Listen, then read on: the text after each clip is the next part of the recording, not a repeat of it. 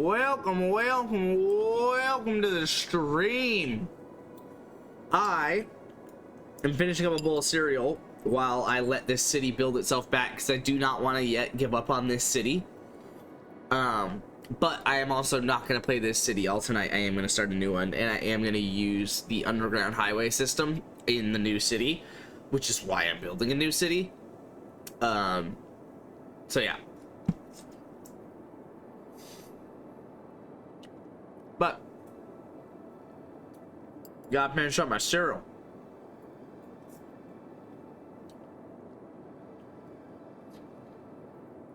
I spent a lot of time eating on stream.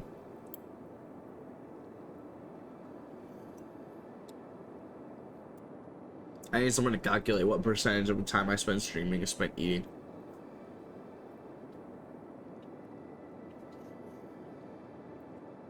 But the city's climbing up, dude. Only 26,000 in debt each week.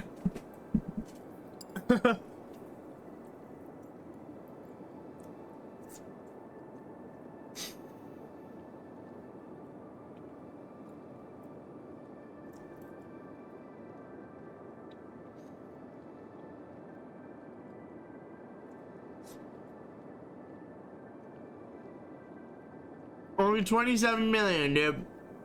It's nothing.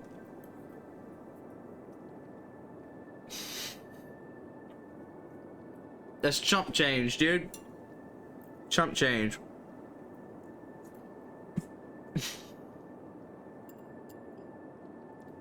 Alright.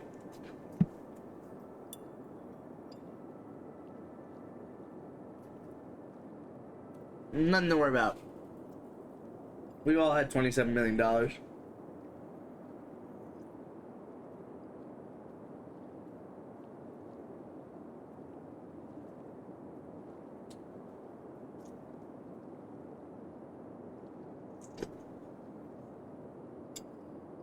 wonder if you're like able to hit a million pop in this game.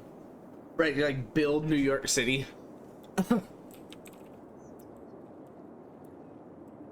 Because you need a lot of land. It would all have to be dense. The traffic would suck.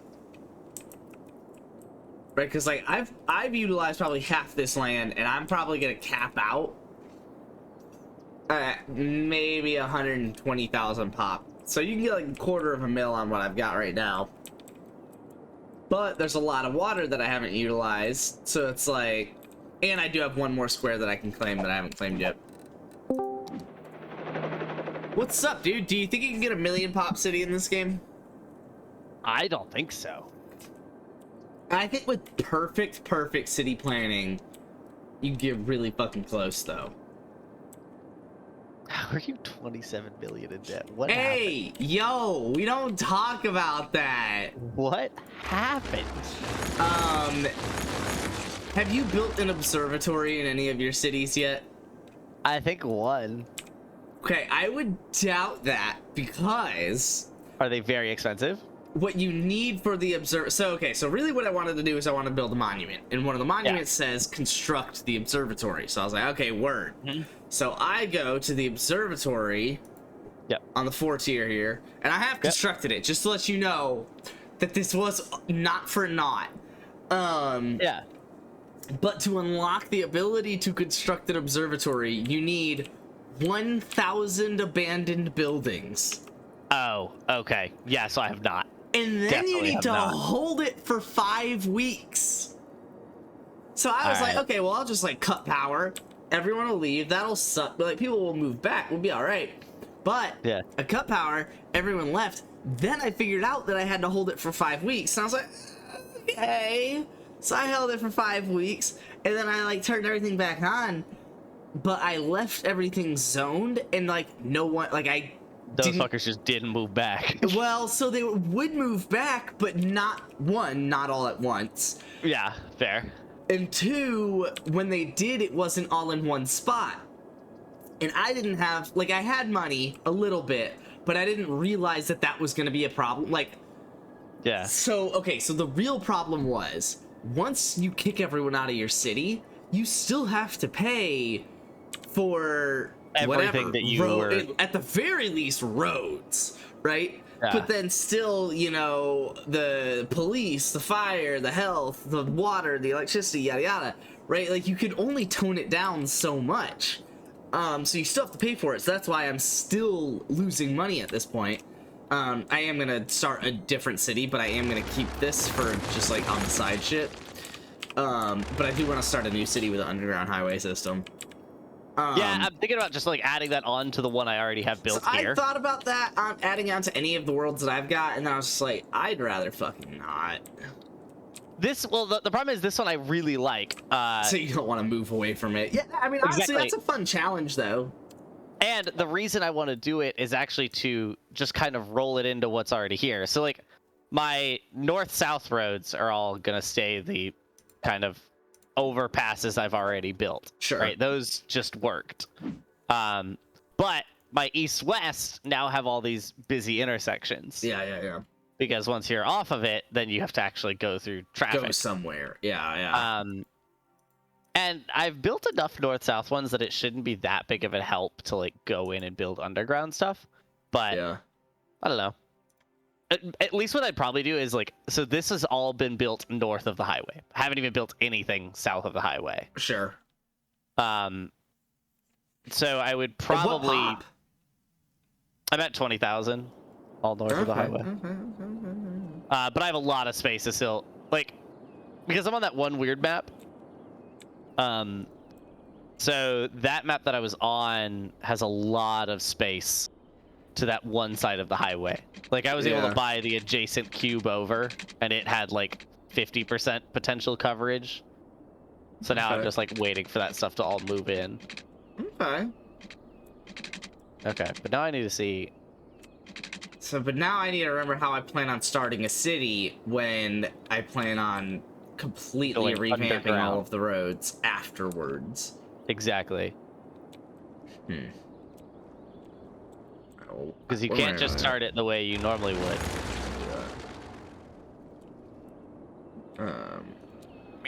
Meep. It's time to go back to PUBG. No, it's not. No. Super people is no more. It's PUBG time. No, it is not PUBG time, Luke. I love to break it to you. How is PUBG doing right now? It's, you know, it's doing, man. Because I haven't like played that game in a long time now. Yeah. I'm trying to think. So I'm gonna probably a few weeks now, right? I'm gonna poop up there. Okay. Definitely a few weeks, because you haven't even played Super People in like at least a week. Yeah. That's crazy. And we've been on Super People for weeks.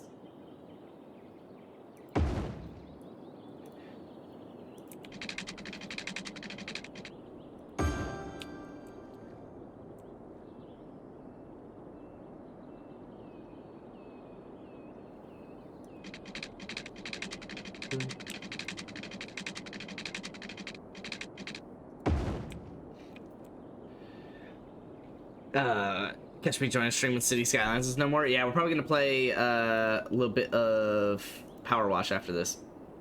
Yeah, that's the plan. Put two of you in there. Power Wash down here. And then... Interesting. So I built 2 sections of like high density housing, and people are moving into that. And then in between those 2 sections of high density housing, I built like low density. And no one has moved into the low density. Really? I wonder why. Yeah, I wonder why. Almost no one. I mean, there's a few like pocket houses here and there, but interesting. Very strange. All right, so 37 grand for roads. Honestly, I'm gonna go ahead and make the 6-lane road underneath. Not because I like the 6-lane road idea, but just to get the underneath started. Yeah. Oh my god, it was literally $3,000 for the shortest track just to get it underground. Holy shit. Okay, well, so I can't do much of this. Yeah, so I can't do much of this. But I am gonna get it started.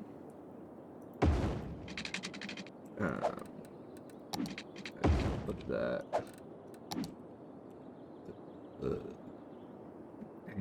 I'm gonna do 1 square's worth here and 1 square's worth there.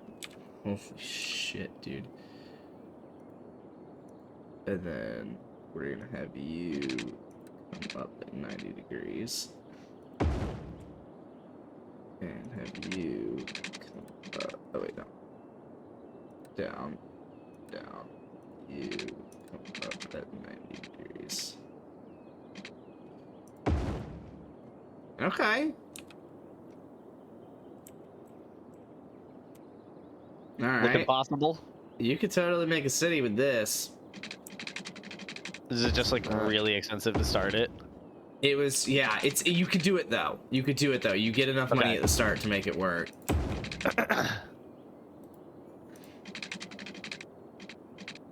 That's crazy. It's a really cool concept, just going underground, but yeah, that's a lot of money though. A lot of money. This would be 1 shot.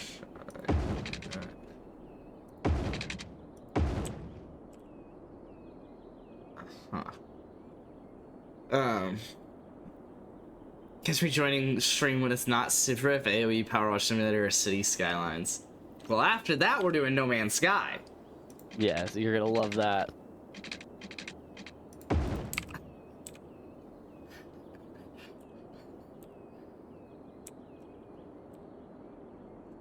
Also, thoughts on Tribusi being the starter? Makes sense. Makes sense. I mean, forgot one on the list.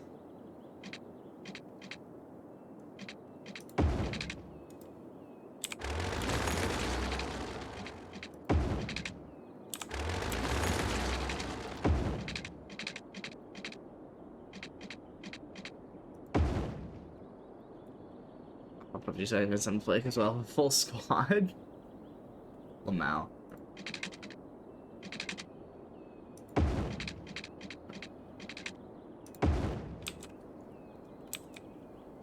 Okay, this is a wild looking little city that I'm making here.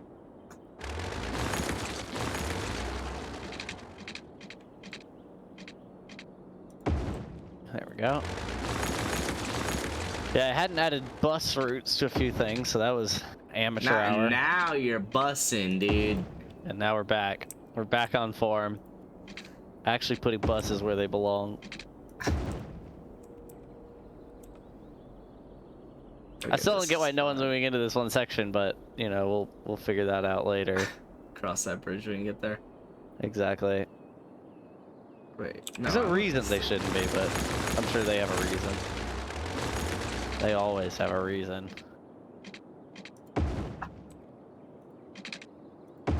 It is confusing though, but oh well. Not confusing enough that I'm going to like take the time to fix that. I got homework to do. Lame. No, I'm just kidding. Imagine. Aaron, when are you getting your masters? I was thinking about that the other day. Okay. Honestly, the biggest thing keeping me from doing it is that you would commit suicide. That. But I have like a relatively like easy one in mind that I want to do. Okay. But that would count as a technical masters. Yeah, yeah. It's what Brendan and Kristen Roy and all them did. Yeah. Which is called a systems engineering masters. Okay. Basically, it's just like, how do you get a whole system to like work together well? Sure. From like, how do you write initial requirements to how do you like track how those requirements are performing? Like, it's everything. Yeah. And a lot of mechanicals end up just accidentally doing that job anyways. Yeah. Because you're the most closely connected to a lot of those systems. Mm-hmm. And as a result, you end up just like keeping track of all of that. So it's a fairly natural masters for a lot of mechanicals to get. Yeah. Yeah.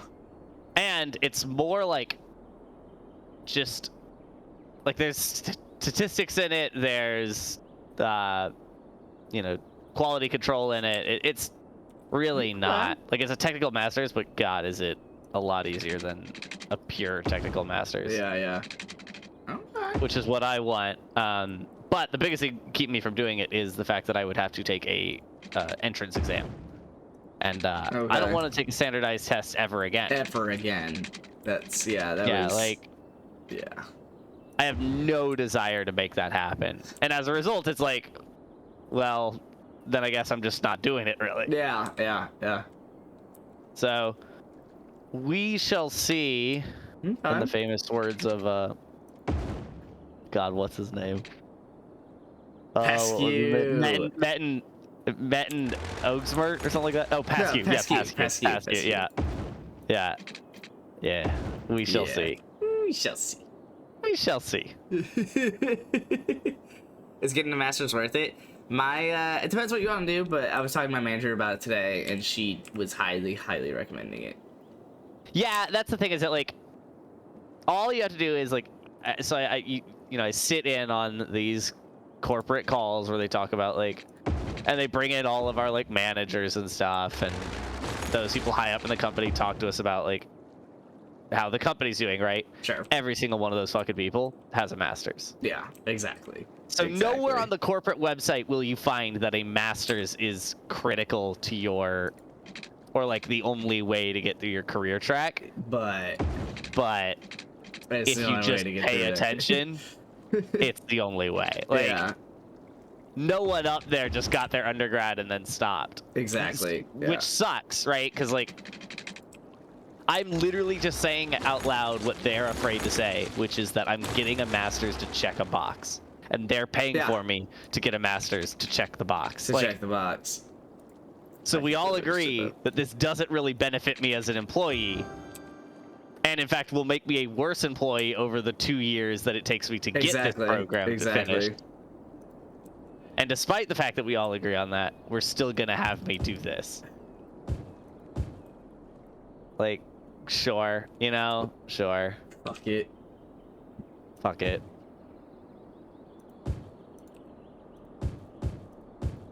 So yeah, we'll see when I like get around to that. I'm certainly in no rush. Like, yeah. Because the big thing is too, it's kind of that like golden handcuffs thing where they're like, once you do it, you have to stick out the time it takes to like get the masters at the least. And then if you leave before, most of them it's like 2 years after you've gotten your masters. If you leave before that time, if you want them to pay for it, you pay for it yourself. I'm not going to. That's fucking expensive. I don't think that bad. I was looking at Kenesaw's, and it's like, that's where I'd probably go, because I don't think I have to take the entrance exam. Yes, I don't think you do, and I think it's in state. It's only like, depending on how many credits you take, obviously. Yeah. But I want to say it's only like, I think it's. Oh, I just fucking looked at it. I wanted to say it was only like 15 to 20,000 total or something like that. That's not crazy, but it's certainly not money I would want to spend. Sure, yeah, sure. But if you do it quickly, obviously, if you take 6 years because you're paying student fees every single fucking semester, it's the fees, dude. It's the fees that kill you. It really is. It's like half of it if you're extending it out, right? If you literally do all of the credits in one semester, which you couldn't do, but if you did, then it'd be like way fucking cheap. You'd probably get it almost down to 10 grand, honestly. Honestly, yeah. But so yeah, at some point I should, and if I should, then I probably will. And the nice thing is, because I've like basically made the mental note of like that being the one I want to go for, I'm in no rush. Exactly. Because I'm not trying to get one that's like a pure technical one. If I was trying to get my mechanical masters, I would need to do it within the next like year, because I will have forgotten literally everything I learned within the next year. Unless it's like trig. I remember trig. Yeah. Yeah, that's the other thing, is I was thinking, oh shit, oh shit, I don't have money for water to be up there. God, I'm somehow really fucking bad at starting a city, Aaron. Would you believe that? You've done it a lot, so I'm kind of surprised. Because you just like make the note of like, I don't like how this is going, and then you start again. So I'm genuinely surprised that like. I admittedly haven't started a new one in a couple days now, but that's fair. That's my own damn fault.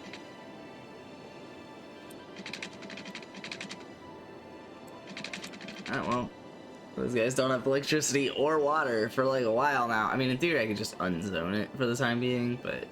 Why do so many of you guys want to go to this one commercial park and nowhere else?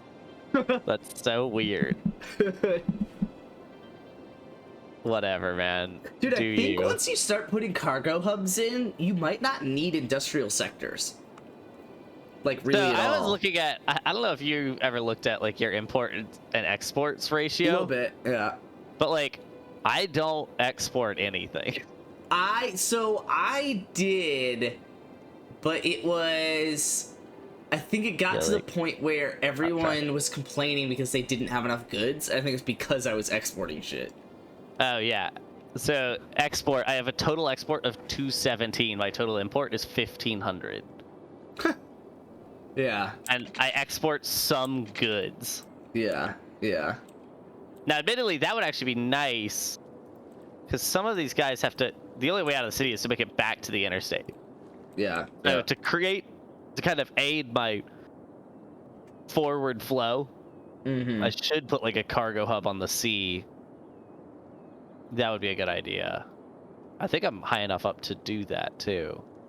Can I start making money, please? I'm not. But I can do a cargo train terminal. That would be good too. That'd be a good idea.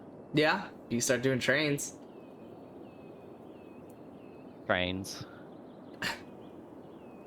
Okay, we're gonna put a few of them right at the end. We are not getting our masters yet, but... No.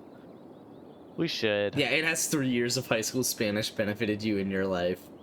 What was the most useless requirement? That's a great question. In school. That's a really good question. Because 3 years of high school Spanish may have been it. And that's very high married up there. a Mexican American. Yeah, it's very high up there. Because it's just like, why? Why did I do it? You know? I'm trying to think, because... that's a good question, actually. Like, what is the most, like, useless one I did? Yeah. Honestly, dare I say it? Calc 3? So I didn't even take, like, we did calculus, like... So in high school, at least, we did calculus AB. We didn't get to BC in mine. Sure. Yeah, we didn't have that for calc either. But I know, like, some people at our college did take a calc BC in high school. Dude, how am I losing? Which I think is, like, that's crazy. Like, that's very far along into a degree path you're going to be in college to be taking in high school. Like, that's just, like, I don't fully see the point of getting that far ahead. Yeah. But, you know, do you. Do you, man. There we go. I had to level the ground there for that. Okay, I built 3 cargo train terminals, but at the end of the cities, major roads. So now I can connect those together. People are about to start leaving because I don't have power, and I'm sad. It's fun. Because I'm Have you tried calling them cowards? Yeah, straight fucking bitches. Straight bitches. That's weird, because, like, you know, bitches would leave my city. I didn't know that there were this many bitches. I didn't know we had so many bitches living in the city. God, can you imagine? Unfortunately, I can't buy my neighboring space right here, so I've got to... This train route's about to be disgusting.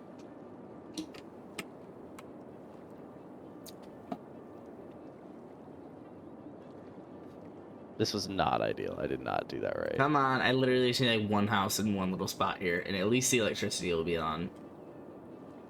Oh God, Spence. Hey, we'll work on the water later. Have you ever thought that, like, operating so close to the wire might not be the best strategy? Admittedly, I did spend like $5,000 on a road that I just didn't need to, like right at the end, and I was like, "Oh shit! Well, I'm out of money. All right, well, I better turn on." All right. Oh, I hate what just happened. I do not want that. They all have electricity now. Did you know you can make you can make the train tracks cross the road? Like, it would have a train crossing?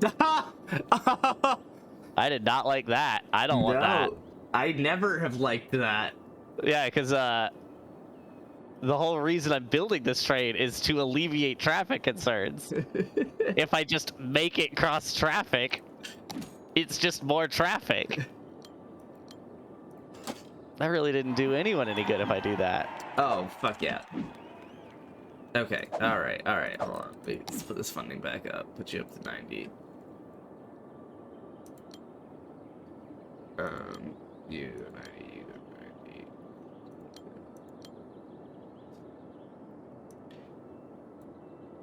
90.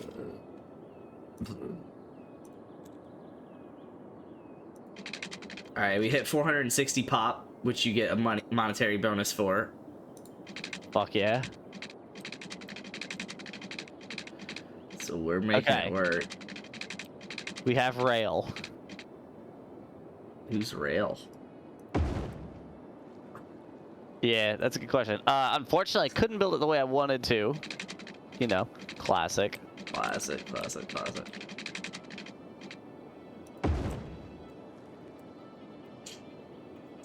In theory, there's a nice little space here that isn't out of bounds, but it will not let me occupy that space. Alright, we can hit play here. There we go. People have water. Quit your whining. More traffic, more better. Exactly. Luke gets it. Luke fucking gets it. I'm just immediately taking this loan. I ain't gonna lie.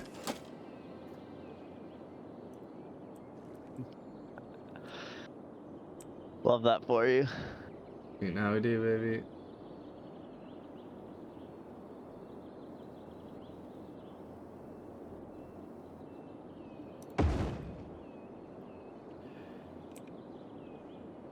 Alright, and then elementary school.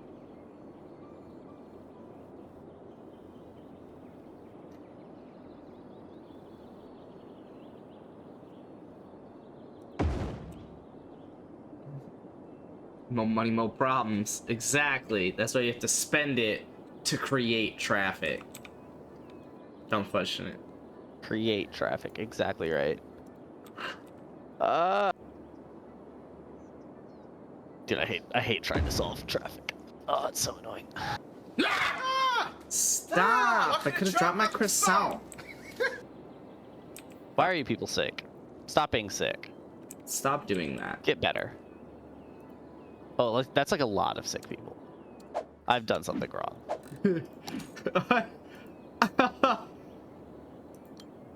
Oh no! Ah, shit. God damn it. Okay, this game lies. That's a fun little bit. Okay, so okay. Unintended consequences here. Of train tracks? Classic. No. Worse. I built. I don't think I have access to fresh water anywhere. Oh, I do right here. Oh no. Okay. So. What's up, Fastminer? I built a dam over this river. Now. Sure. Hydropower. By the time, yeah, exactly. By the time I was harvesting the water, there was almost no flow. But with what little flow was there, I had a sewage thing just downstream, and then a water pickup just before it, right? Okay. Because there was very little flow, but enough that it wasn't flowing backwards towards the water pickup. Well, at least it was, until I put the dam in. And then once I put the dam in, so no one had water. it stopped the flow. So, well, the flow was there was still enough water to pick up, but not to keep the shit from flowing backwards. So the shit started flowing backwards into the water pickup. Oh! Yes. Because I had dammed the river wasn't flowing enough anymore, so the shit could flow backwards into the water pickup. So then everyone got poisoned. Have this problem with me, Aaron. If you...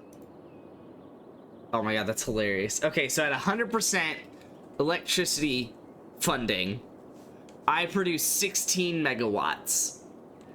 At 110%, I produce 17. right? So 10% more, you know, whatever. Maybe it should be 18. Who's complaining, right? But at 90%, would you bet that I'm producing 15 megawatts? Would you even bet that I'm producing 14 megawatts? No. Or would you instead bet that at 90% funding, I'm producing 12 megawatts? God, that really fucks you. So stupid. God, I have so many sick people. Please get better. Dude, 6 fuck, dog. I know I kind of did this to you, but please get better. No any free PC games so you can take advantage of my setup? Epic normally will have them like weekly or bi-weekly, so check that. Obviously Fortnite, Rocket League, anything Game Pass PC if you've got that. What's on Steam? Multiversus, actually, a little 2D fighter on Steam. The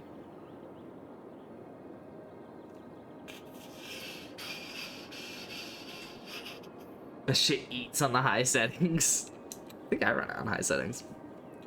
But only like 150 FPS, 140, 120, something like that. I think I probably cap it at 120. Really get an Epic and a Steam account, or rather just off by unused accounts. Yeah, definitely. Yeah, those are the 3 main ones for me: is Epic, Steam, and Microsoft. But obviously, that's its own little asterisk. Why the fuck is a pedestrian the only one going to the train station? It's a cargo train station. You just want to check things out, dude. Why? I was like checking traffic routes. I'm like, all right, cool. There's a line going to the train pickup. That's awesome. That means things are going well. That means something's happening. No. No, it's just a guy on a walk. Okay, now, okay, we've got another weird one going. Why are we taking trash to the... Why? I don't even want to know. Have to pick up trash, right? I don't even want to know what's happening with this train. I'm going to set up as my monitor, and basically every game's visual quality is limited by it before anything else is started in my system, unless it's ray traced. Yeah, I could see that. But I mean, you'll throw games on high settings basically, and then just run at max settings, 1080 60.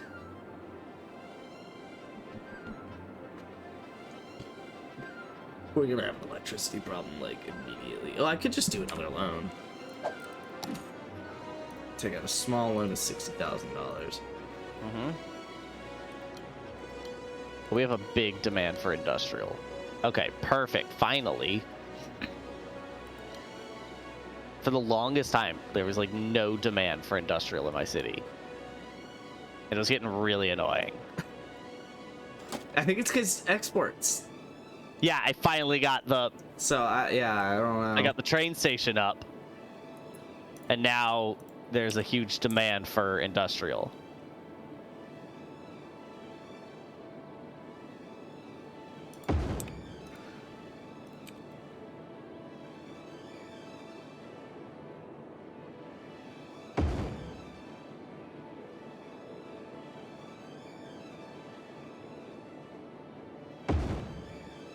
Hey people, I need you to start like healing. Like get better. Now. Good scrub. Alright, you think I hit 2400 pop before building another? No, there's not a fucking chance in hell. Not a chance in hell. Luckily, those sick people aren't turning into dead people yet. Yet. I mean, they will. They will. Very soon. As they damn well should. They're working on it. My healthcare system is worryingly overwhelmed at the moment. Add some funding. Make it 110% at least. You know, shit, that's a good idea. Yeah, that's a good idea. I was thinking about like, can I write it out? I don't see any critically dead people. They're on their way.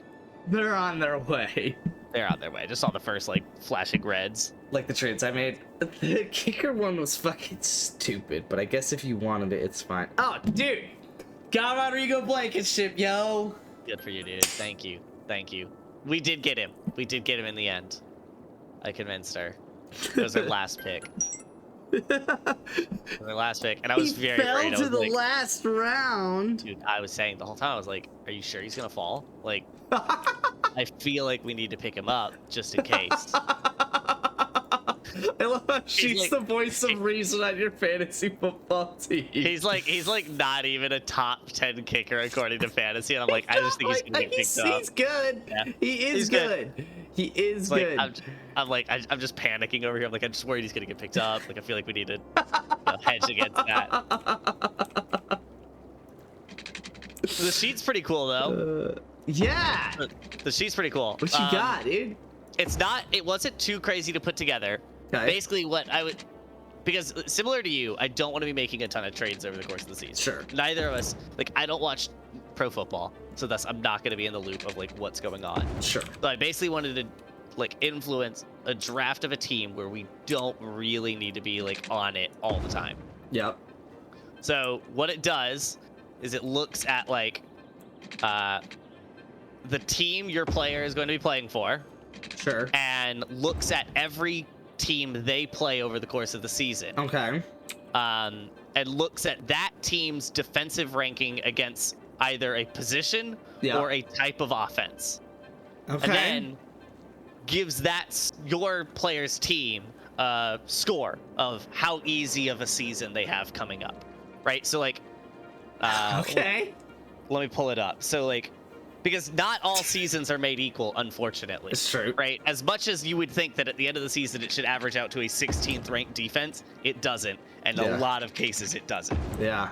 So like, so I pulled in all that kind of stuff because that's all on like footballreference.com or profootballreference.com. Pro Football Reference, yeah. Yeah, that's just where to go for that. Yeah, it is. So like, yeah, so Josh Allen, incredible QB, also has an average ranked defense of 18.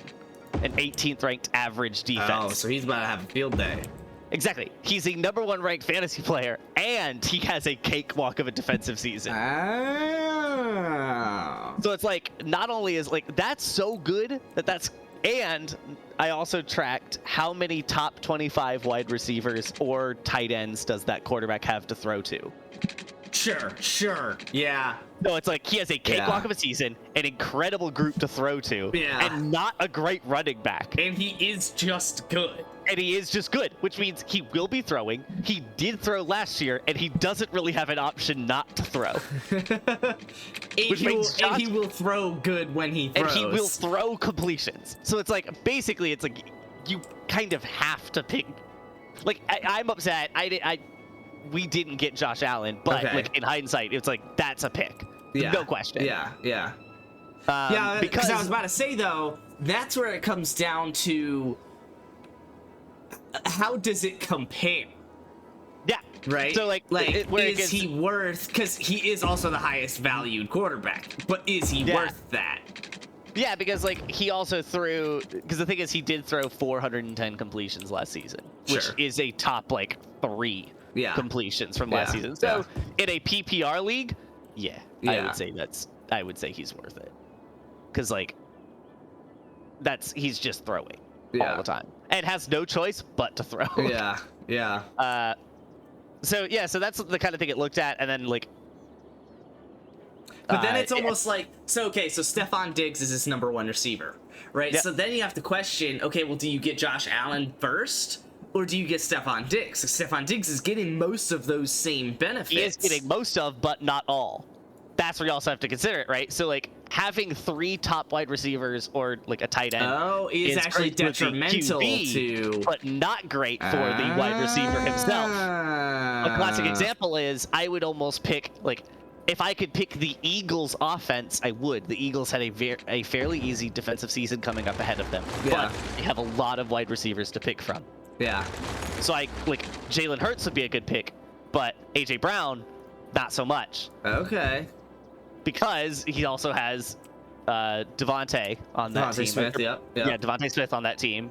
So like, and last season they actually split it literally down to like the pass 50-50. I love analytical Aaron in fantasy football. This is my favorite thing. But so that's basically what it does, because I don't want to know who these people are. I don't know who they are. I have no clue who they are. I want to put a number on their identifier and exactly. move on. I don't want to know their motivations for playing football. I don't want to know that they got arrested last season. I don't give a shit. I want to know the numbers they put up, and that's it. I barely need to know their name. Yeah. Aaron, slide the sheet. It's pretty good. It's very annoying right now because it's very much like if you try to change one thing, it will collapse face first. Wait, what? Like if you try to change one thing on the sheet, it will collapse on itself like face first because it's a reference will show up that just isn't there anymore. I got you. So right now, I could use it kind of, and even then, like I'll like resort a sheet and it'll just completely collapse. It'll break like all the references across it. And you're just why though? Like you're not supposed to do that, Excel. Like, you're not supposed to do that. Be better. That's what sort and filter is for, is so that I can sort and filter without breaking the entire thing I'm sorting and filtering. Does me no good if I sort by one column and that column just recalculates to new people. So that's pretty cool. And then what it does is it takes the percent difference of their score to the average score for the column. So yes. So how good of a QB is that compared to whatever? Exactly. So what is their percent difference of their season to the average season, the percent difference of their number of top receivers to the average number of receivers? Yeah. And thus we can multiply that percent difference by a weighting factor. Because if you just multiplied like 18 by a weighting factor, how does that compare to top 3 wide receivers, right? Yeah. Like that doesn't, those numbers don't work together, so you just get a terrible score at the end. Yeah. Yeah, we turn every column into a percent difference to that column's average, and then we multiply all of those by a weighting factor by how important the column is. Okay. Yeah. So it's good. It took about like a night and an afternoon to put together. Yeah. You're ready, dude. You're ready for the season, yo. Exactly, because it is just like, but it does turn up some like cool people here and there. Like it turns up that like Matt Stafford is like a 10th ranked quarterback, fantasy QB, but when you look at like how many people he has to throw to and the fact he has no running support, and through a lot of completions last season, it's like he's just has to throw. Yeah, he has to throw. Yeah. So now that's actually a fun one. So how did you decide that he doesn't have a lot of run support? Because they had a halfback last year who tore his ACL like immediately and was out the whole year. So did you gauge it based off of his halfback support last year, or no? So what we did is we pulled in the top. So this is a good mix of like trusting traditional fantasy reviews and our own interpretation of it. Okay. So we pull in the top 35 fantasy running backs. Okay. And if his team that Matt Stafford plays for now shows up X number of times in that running back column, then it's like, okay, well, he has a few, but it also just pulls the highest ranked from that one. So it pulls the highest ranked running back on his team from that list and then tells us that number. Okay.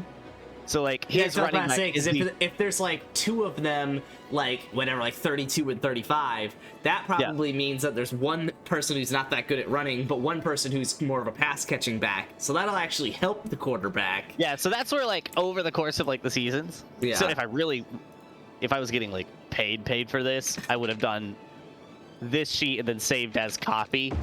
And pulled in like the 2020 data. Yeah. And then done like 2020. And the same thing. Guess who would have been the most valuable people. Yeah. And then tweaked the and then weighting been completely factors. Disappointed when everything made no fucking sense. Exactly. So then we would have tweaked the weight factors until it did make sense for 2020. And then same again for like 2019. Overfit it, but also who fucking cares if you overfit it? Like it'll be semi-accurate even though it's overfit. Exactly. And all it's trying to do is find who's an average, like, and by average, I mean, like, over the course of a season, what is their average? Who is an average person who doesn't look good according to the fantasy rankings, and thus will slip into, like, a 3rd or 4th round, but has no reason they wouldn't be a decent performer based on the season they have ahead of them. Yeah. Okay. Yeah. It's trying to find the little nugget, and it's also trying to find that, like, here's 5 people who fantasy is saying you could potentially pick, like who of them is actually any good. Yeah. And you don't know any of their names, right? You don't watch. Exactly. You don't watch their teams play, so thus you have no clue whether this person is actually any good or not. If you look at the sheet, it's like, okay, well, this person actually does show up halfway up the sheet. They're probably a pretty good pick, despite the fact that, like, they slipped pretty far down. It just helps you on the people you have no clue about to make a non-arbitrary decision. Exactly. Like, you have two rookie receivers from different teams. Which one's going to be better? Which one's going to be better? Yep. I like that. Basically, this one also, it's a fault of the sheet, but it is terrified of rookies.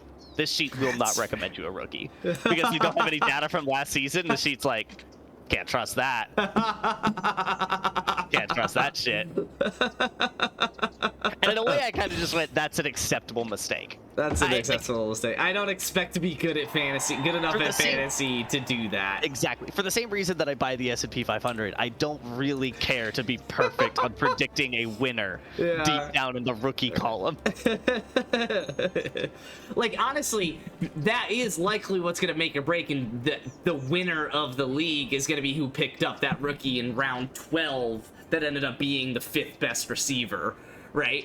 But also, you're not just trying to win. As long as you do decent in the playoffs, you're good. Exactly. So we're just trying to make sure our team was draftable. So we actually did a good job of avoiding, like, stacking bye weeks and stuff. Like, we did a good job with that. And it's because we were able to pick between two people who seemingly had no connection. We were able to look between a tight end and a running back and say that, like, okay, the tight end is actually higher up on their sheet of tight ends than the running back is on theirs. Yeah. We equally needed both, basically. Yeah. So let's pick this tight end because he's probably going to be a higher contributor. Yeah. Okay. The problem is that it's also a terrifying way to pick because you look at the first week and you're like, all right, what's our predicted fantasy points versus, like, other people? And it's, like, not going to be great. Because you're inherently trying to play a weird way around it. Yeah. Like, what's a really fun one we picked is we picked the Pats defense. Okay. And it's like, the real reason for it is they allowed, like, literally 0 completions last year. Yeah. It was like them and the Bills. Yeah. That had an ironclad defense, but also didn't allow touchdowns. Yeah. We didn't look at any other category, but it's because, like, the way the points were being considered for is, like, that was pretty important. Yeah. Okay. I like it. Basically, and the principle is that, like, next year you could be like, hey, do you want to do a league? And now I just need to, like, pull in new data and names. And in theory, just, like, run and then it again. Just check it, like, once a week kind of thing. Exactly. Just make sure that I have a starting lineup. Yeah. Because I don't want to be trading. Yeah. I don't want to trade. Because I'm not going to know what I'm doing when I trade. I'm not going to know that information. I need a team. I never intended to know that information. Exactly. I need a team that is playing the average. And Em said it really well, because in Mario Party, there is Daisy's character has a dice. And her custom dice is the only one I'll use. Because it literally can only roll a 3 or a 4. That's it.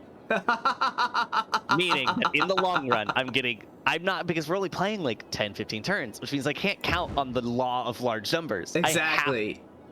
Daisy will be the right number. Like, Daisy will be a 3 or a 4 every time. Bulletproof.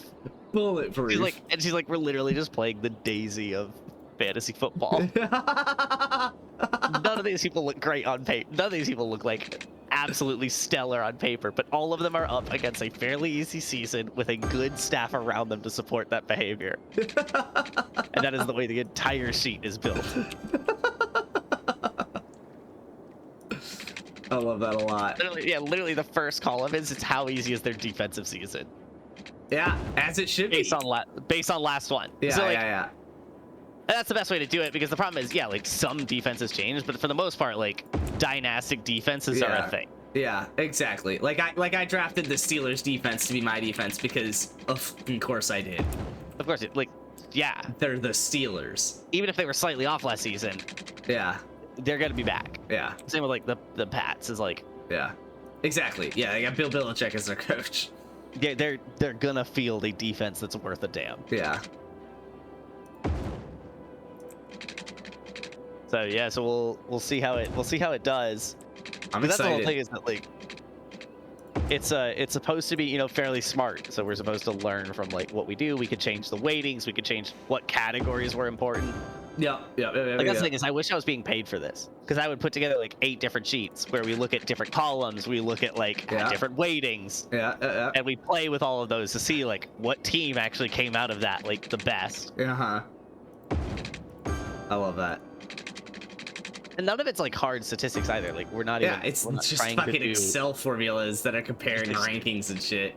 Exactly, and then because it all comes down to this book I listened to on like decision making in behavioral science. Yeah. And it's just like, just apply an algorithm to it. It doesn't even need to be a great one. But if you take yourself out of the decision making, it's probably a step in the right direction. It's probably better. It's probably better because you think you're smart. Yeah. But an algorithm actually probably is. Yeah. Because the amount of thought it took just to put that weighting system together is probably leading you in the right direction. Logical. Over just looking at 2 players with 2 minutes to make a selection and saying, that one. That one. B. It's just like, understandably, you're gonna be flawed in that rapid decision making. Yeah. So the goal is to make the decision for you ahead of time. I like it. Yeah. Unfortunately, the most important category is bye week. There's just no getting around the fact that if you don't really want to trade, don't play. Yeah, if you don't want to be trading a lot over the season, there's really not a whole lot of getting around the fact that like you just got to draft around the bye week. Like you just got to know when's their bye week and pick around that. I'm curious to see how well it'll do, because I don't think it'll be bad. But I do just think that people who are picking up the free agents and stuff like that are going to be better. Yeah, so that's where we'll have to look at, like, where it'll be important is right now the sheet just assumes we start these same people the whole way through. Yeah. And we just don't risk that. Yeah. But we could do better by just looking at, like, how is a defense doing and then adjusting, like picking up someone who's pretty cheap to pick up. Adjusting the sheet, basically, to not just be last year's data, but now be this year's data. And to look at like, all right, well, week 10, we need someone, and week 10, they're up against a fairly easy defense against running backs. Like, that defense just has not done well. Exactly. You don't need to consider the whole aggregate average. You just need to know that specific week they've got a good chance. That we're probably going to do all right.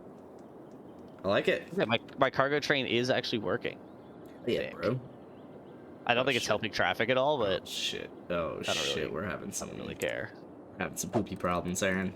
I built a solar farm just now. Nice. I was tired of building the advanced wind turbines, and I still hadn't unlocked nuclear. So just got creative. Exactly. It's amazing how much the funding changes how well, like... Yeah, no, 100%. You're actually delivering shit. My population is still reeling from my sewage mistake. It's finally coming back online, and we didn't actually kill a lot of people, which is a good sign.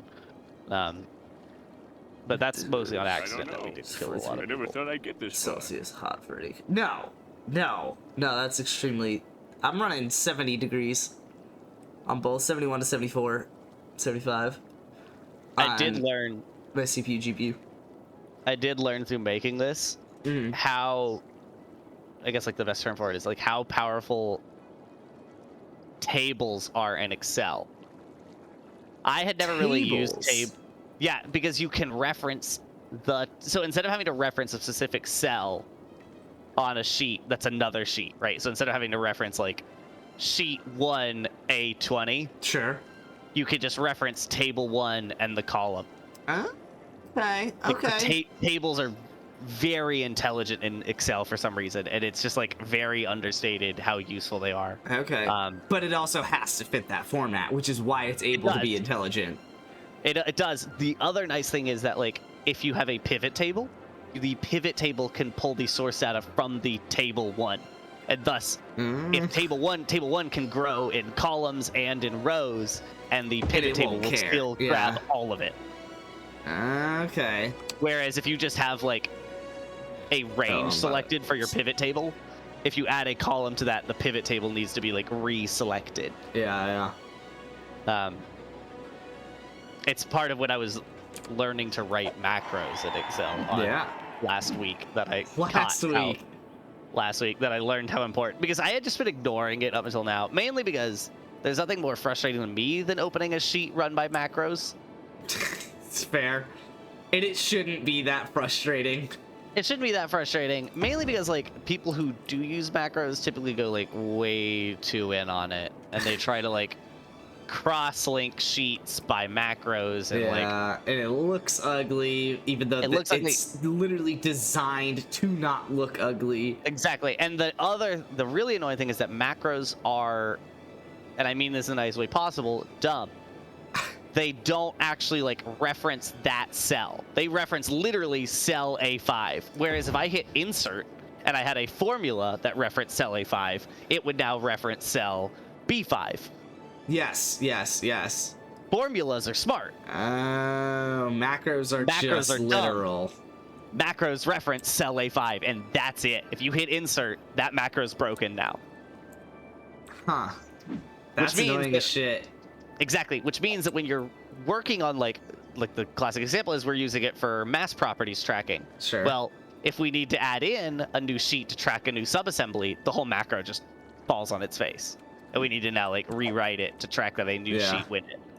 And there's clever ways kind of around that, like you can rewrite like a for loop to be to sheet count as opposed to like a number of sheets. So you can like change it to track, like count how many sheets are in the workbook and go for blank from 1 to that number. To that number. That's like a smarter way to write it. But the problem is that like you can't do that with everything. You have to do that. Yeah, you have to do it like it's a lot to start really factoring in. And man, does it become like ugly, a nightmare. So like the only macros I did were like I wrote this report in Excel that pulls in a bunch of tables from within the overall worksheet. Yeah. And I wrote the macro so that you could just hit a button and it would update all of those tables and pull in new data. Yeah. Thus, the whole sheet doesn't run on it. And if that macro broke, everything else still functions. Yeah. And frankly, you could do what it was doing on your own. Yeah. On your own. So if you broke the macro and went in and just did it on your own, you would like click the button and it would go failure, and then you would just do it on your own anyways. Yeah. So fortunately, that's what like that one's trying to do. It's the same thing. Like the problem is, smart people are not good for a like corporate job. They want to do things in as like an efficient as a way as possible. They want to do these macros that like write too much into the single macro. Yeah. And they want to own it the whole time that macro is in use. And the problem is that they're going to get bounced for this program in a year, and now we have to look at this thing, and it's fucking unusable. Because it only did exactly what they knew how to do. Exactly. It just doesn't work. Like it was really nice to have when the sheet looked exactly like it did. Yeah. And when you could change it really quickly as the sheet grew. Yep. That's pretty much how I left my last role that I was on for the last year. Is I automated a bunch of shit, and it's good for now. But the second they're gonna want to change shit, it's gonna be kind of fucking gross. Yeah, exactly. And it's great as long as you're on it. It makes your job easier. But also, the worst part of all of it is like that's what people like beg for, right? Like they want it automated. Like, me doing that is like the pinnacle of what I did on that project. Exactly. Yeah. They're still talking about it. Exactly. Like. Yeah, and that's the thing. It was like mind blowing to this guy, because the guy that's working on it is like a level 1. Sure. So a smart guy, clearly, and like we're happy to have him on the team. Mm-hmm. But he was like, it like didn't make any sense to him that at some point he might not be working this program, and someone might need to like because like in his mind, like he's out of college, so he'd never worked anything where he had never moved around. Yeah, he had never moved around. Like a senior design group project was his project the whole way through. Exactly. And if you put groundwork in right there, it makes it way easier later on. Mm-hmm. Whereas in the corporate world, not necessarily. Sometimes a dumb sheet that can be broken and molded a ton of different ways is nicer it's just than one answer. that's really quick but is extremely rigid. Yeah. Like I was complaining to Em about that kind of thing, where these guys were modeling a 3D model, and it was really smart the whole way down. Like one small part drove the dimensions of everything else. Yeah, which seems really smart, right? Like it seems like you've tied everything together, and that one model was like the average size of a person. So if you changed that, it changed like the seating position, it changed how big the seat was, and that's all really nice. Except like we're so early on that it turns out we got that model wrong. We didn't have the right average size of a person. And thus, like, we just wanted to go in and change something really small in a dimension, but we now had to, like, make sure everything else didn't just completely collapse trying to change one dimension by 5%. And I was like, this is where smart people get in their own way. Yeah. They did a great thing, but there's a reason every major company doesn't want you to do that great thing. Yeah, yeah. Because when it breaks tremendously. That's hilarious. Yeah, there's two people who might see this thing later after you. A very young person who will break it, and a very old person who hates you for doing it. And that's how I see everything I do. If a very old person saw this sheet with no knowledge of macros, could they piece their way through it? Yeah, exactly. And similarly, if a young person who had never used this 3D modeling software before saw it, could they work their way through it? My city is somehow growing rapidly and a shit show. My city is actually vibing right now. I need to, I still only have the 1 in, 1 out. It's actually not that bad for traffic somehow. I do not know how. Love that. Yep. Yep. Yep. Time to stop upgrading these roads. And actually, oh, side note, I will be off come Thursday. I will be off Thursday. Wow.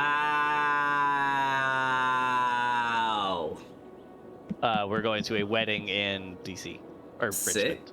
Flying in through DC. This will probably just do $1 for now until I get the game. But yeah. Honestly, as far as I see, I forget how big FPS is in the minute. Until I check a bunch of the top games, so like 89% of them are one of those two. Yeah. Of the top games, but I would say 80 to 90% of the games are not those, honestly. Are platformers and indie games and stuff like that.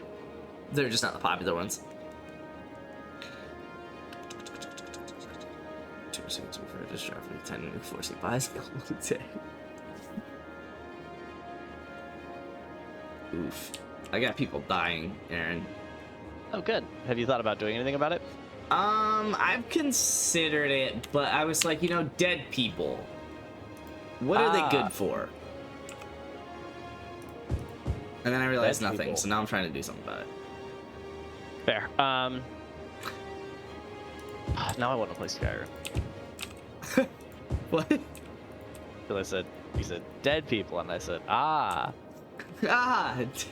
dead people. Dead body. Oh, Skyrim. What are you gonna do, man? What are you gonna do? It's not No Man's Sky, but you're right. No Man's Skyrim. Yep. Exactly. Couldn't have said it better myself. Exactly. Didn't know X360 emulation was possible until now, so I'm trying to download 15-year-old games that are still 8 gigs. I didn't know that it was possible, period. Is there like a safe, popular 360 emulator? Oh, I don't believe that. I don't believe the safe part. I don't believe the safe part. Xbox 360 is not that old. It's old. I mean, it's old. It's old. It's old. It's 17 years old. We still don't have Aaron. like a safe Wii emulator, right? Like, we have. Although Wii would be a pain to emulate because of the motion control. That's a good point. I thought we had Wii emulators. We probably did. We probably do. 360 is a month younger than me. That's insane. That's upsetting. That's upsetting. Shut the fuck up. Also, it's 17 years old. Oof. All right, we might have a safe emulator. Close to 17. 17 in November. 16 and some change. I take it back. We might have a safe emulator. That's insane. That's crazy. Yeah, because I mean, it was 3 years ago the last time I looked into any sort of emulators. That's a little frustrating.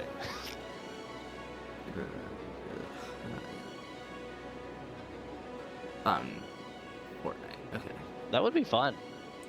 I'm trying to think like what I would do with it though. Like what games would I actually get? Most popular GameCube emulator is also a Wii emulator. Dolphin does Wii games. I did not. Oh, cool. I didn't know that. Maybe they added that after because I haven't used it in a while now. I haven't used it in about 3 years.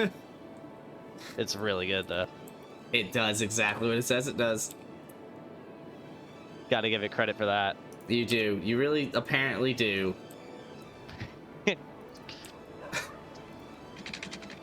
But now the thing is, like, I always kind of like felt guilty doing that, and now the nice thing is like, the Switch has done a better job of rolling out Nintendo games. Bro, Underground is so fucking expensive. Need for Speed Underground? No. Oh. Underground Highways. Also wouldn't surprise me, but to literally just go from one. Let's go. Oh, I'm trying to actually see what I'm doing here. Okay, so the problem is I've got roads at all of the lines. And then it's too expensive because I don't have enough money. But basically, you're looking at $5 grand per square. Per, like, you know how it has like its own lines or whatever when you're building it out? Yeah, it's about $5 grand per square. Yikes. Yeah. Yeah, right at about 5 grand. A little under. Little. Probably 4,900.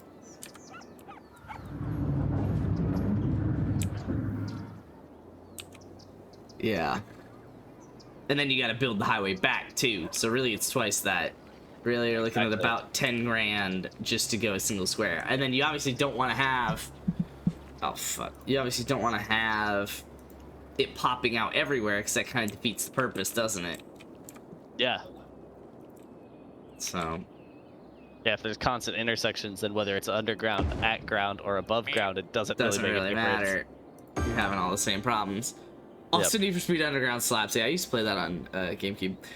Any personal suggestions for ROM/ISO sites? No, that's illegal. Yeah, I have no suggestions for that. But also, even if I did, I wouldn't remember. If I'm being entirely honest with you. Because I haven't even considered those illegal actions that I didn't partake in a long time, so...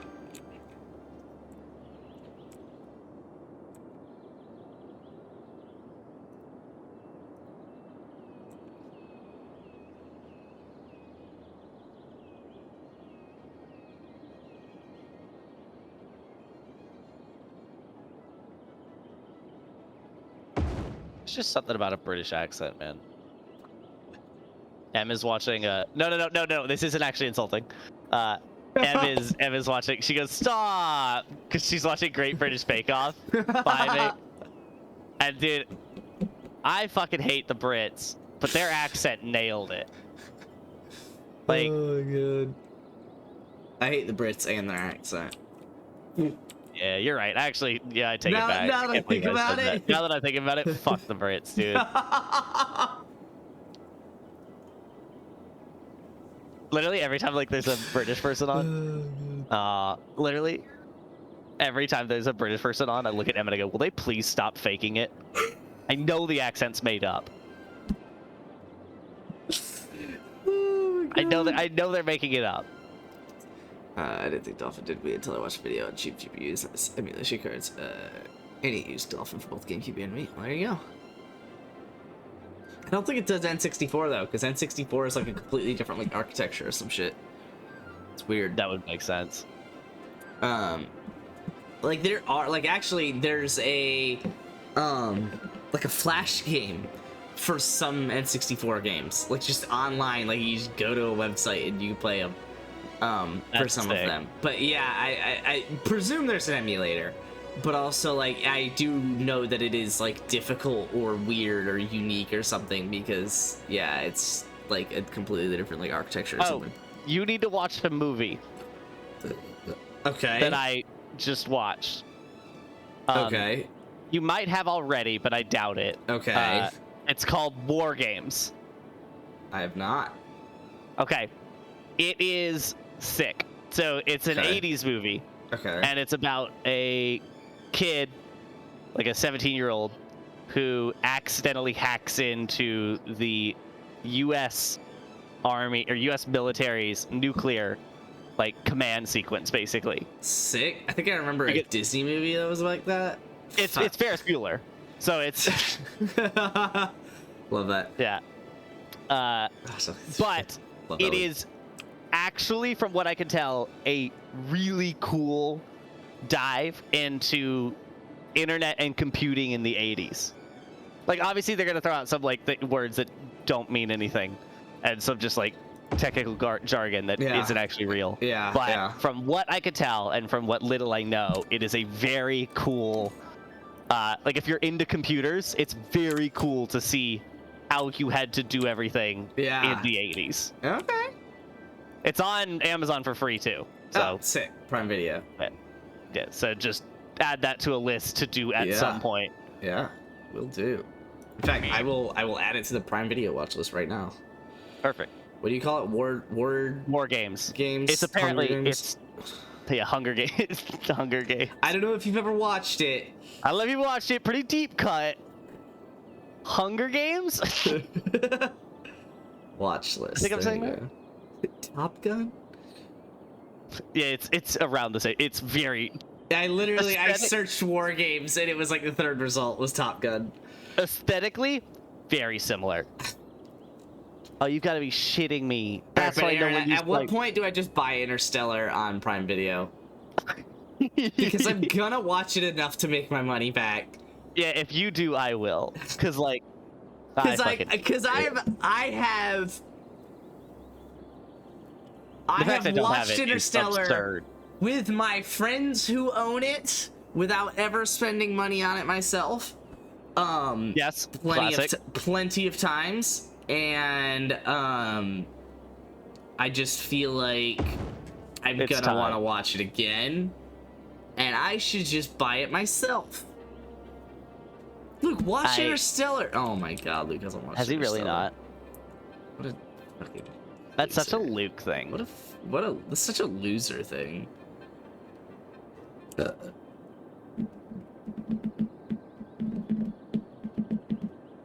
Oh, I could raise taxes. I'm figuring out why no one rode my Metro, by the way.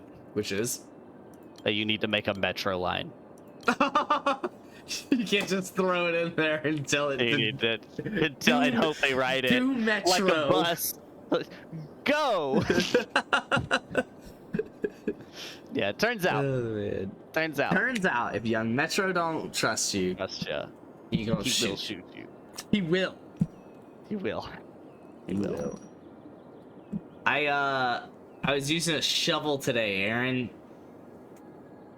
I was doing some yard work, filling in some holes. Yep, in real life. In real life. Yep. Exactly. Em and I were making fun of you, by the way, over the weekend, right? Good, as you should. Because you texted me saying, "Oh yeah, it was last Thursday when you didn't hop online, or when you hopped on like late or something like that." Yeah. Yes, and it's because you had texted me at 5:30 my time. Okay. Saying, quote, "I did a lot of yard work today." 5:30 my time's only 6:30 yours. This was a work day. I meant an hour and a half of yard work. He meant an hour and a half. I meant I did an hour and a half of yard work. Come on. So yes, Em and I were making fun of you for having accomplished a lot of yard work somehow before the workday had ended. Oh man, I had also started Emma's trying to early. back out of it now and saying she forgot that it was an hour difference between us two. Oh wow, Em's not even investing into it. Oh no, she's backing out. She's throwing me under the bus hard right now. Wow. She's saying she had no part in making fun of you. When has Aaron ever been alone in making fun of me? She's upset. Oh no. Oh no.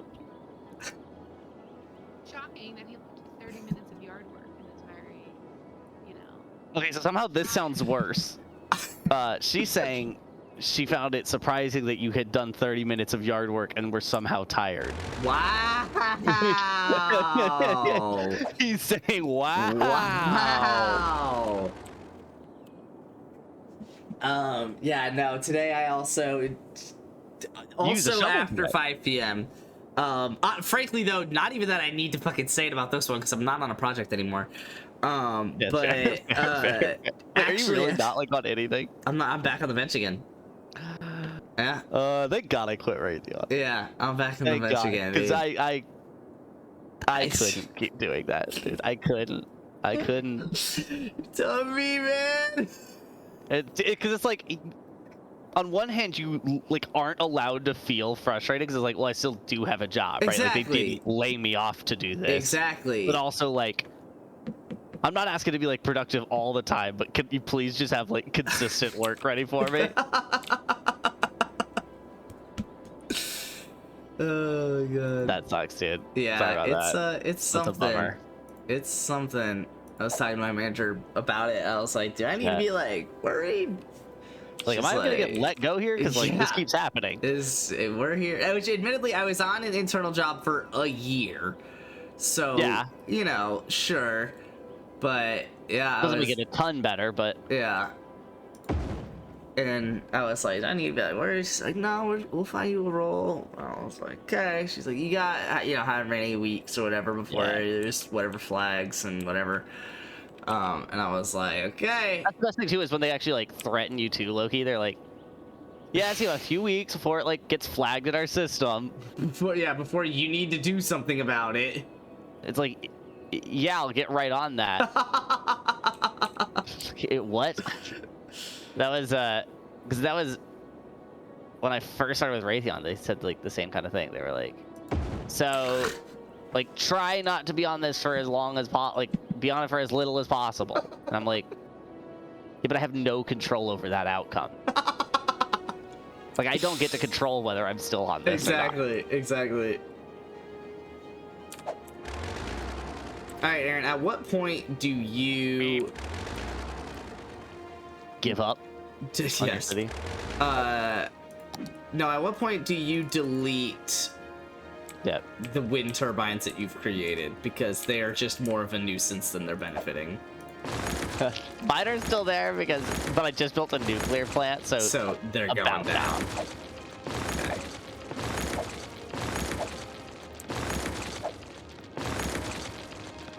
Because I do it about as fast as I possibly can. Hey! That adds up. No, that adds up. Everyone's complaining because no one has electricity. No, that adds up. That makes sense. I could see why you all would be complaining about that. We're back. We're on the grid now. Don't worry about it.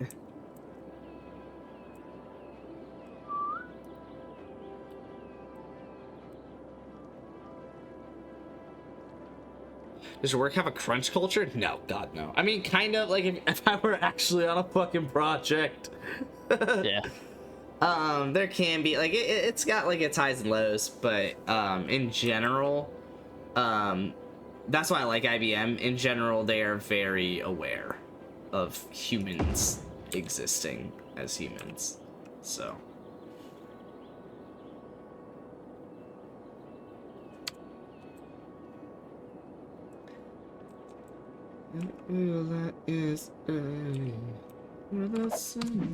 Alright, early game when you're literally it's just waiting on money simulator 2022.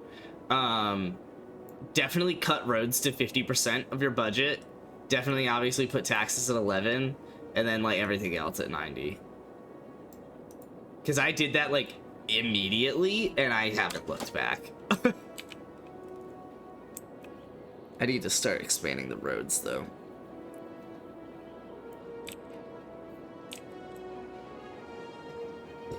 Because we're starting to get some traffic.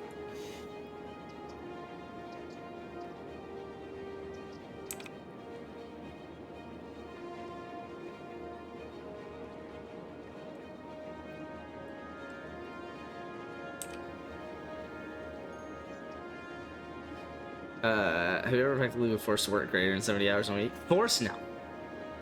No. I one of my internships, I worked 72 hours. 1 week. And then I think like 66 on another. And most of the other weeks I was working like right about 50. But most of all of what I said was because I kind of chose it. I definitely didn't need to work 72 hours that week. Definitely didn't need to work 66 the other week. And most of the weeks where I was working 50 probably could have been 40 to 45. So now I've never, and then at IBM, so that's the only time I've really ever worked above 40. At IBM, I've had a few weeks individually where I've worked like 50, maybe 55. I think the most in a week I've worked at IBM is probably like 52, I would guess. So those weeks have come. They've popped up here and there, but in general, no. IBM's really good at realizing that there are humans that work for them, which is why I chose them. Couple reasons, but just in general, they're a very human company. For example, one of the biggest reason, the biggest reason's money. I'm not gonna sugarcoat that. And the fact that it was in my actual, like, major, basically. But then, besides those two things, the next biggest reason that I decided to go to IBM was because when I was doing the group interview, it was like a whole day thing, and they had, like, these different sessions that you would go to over the course of the day, doing different things, yada, yada, yada. Whole 9 yards. And,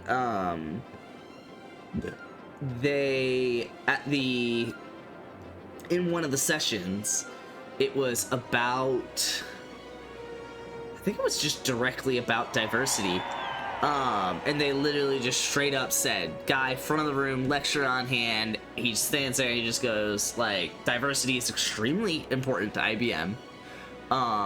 If you are not supportive of that, if you're not supportive of LGBTQ, and people, and, rights and diversity, and us being a stronger company as a result of, people of all types working for us, like, just leave. Like, we just don't want you here. Whereas it was like everyone else, like, all the other interviews that I went to, like Microsoft and Amazon's and whatever, like, they had their whole diversity pledge. It's like, yeah, we pledge diversity, like, diversity makes us stronger. But that guy literally stood at the top of the room and was like, if you're not about that life, get the fuck out. Like, straight up. And I was just like, damn. Word. Well, I can get behind that. So, yeah. That was pretty cool. Having worked other places, like, that's pretty insane. Yeah, exactly. Because it's just like, everyone gives the same little Microsoft spiel of, 100%. We value this. You guys are valuable, no matter what. And it's like, yeah, but, like, what are you doing to, like, stick to that? Yeah, what's the real thing you're doing? What do you actually care about? Right? Like, yeah. So that was what IBM, like, literally just outright said, and I was like, dope, I'm on board. That, and they paid me a lot of money. Not much more, probably 10% more than the other offer that I had. But then it was also in my major, which helps. Not enough buyers for products. All right, well, fuck off and find them, bitch. Like, what? That one's annoying. That's an annoying warning. Make better products. I don't know what to tell you.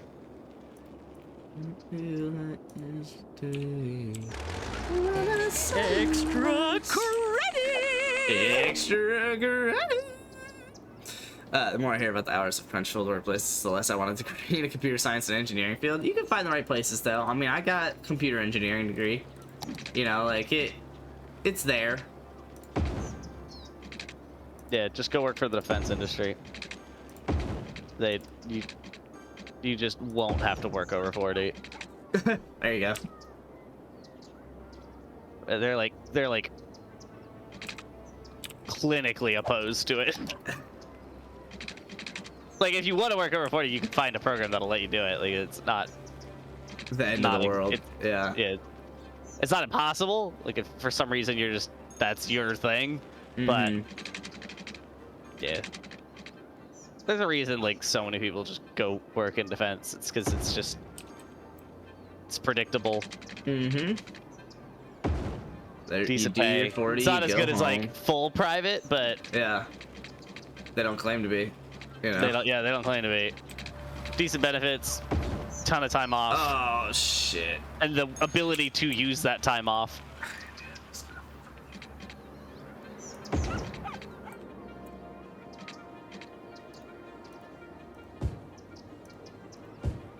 Yeah, the ability to use it is very key.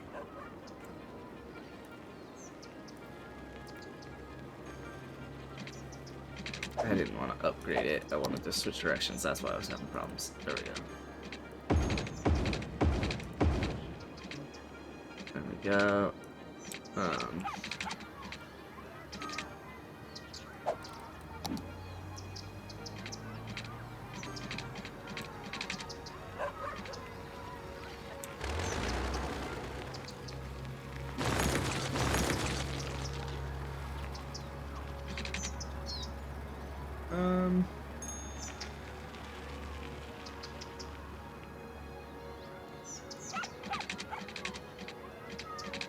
Okay, I'm trying to build an underground. There we go. It's not easy to like build underground. It's not. I'll give it to you. Because you have to like actually figure out where you are underground when building. Yeah. It's weird. Because it still shows what's above ground. Yeah.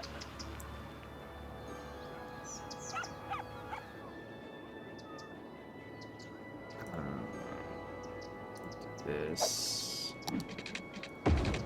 Oh, that's where it is. I remember where I put it. Oh, wait. There we go.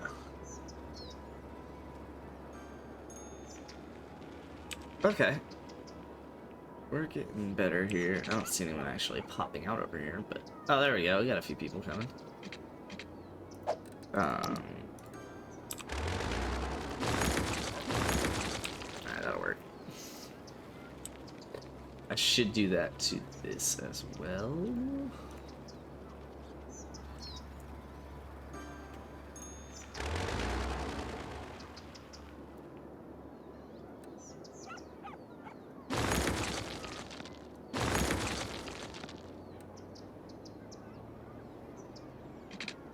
What's up?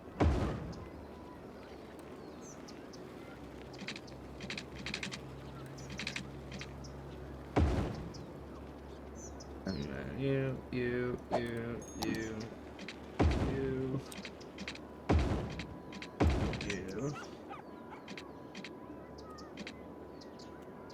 All right.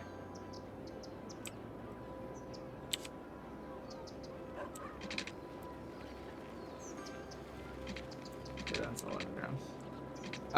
To be fair, if I get a defense contract, everyone over 40, my family would be Patreon.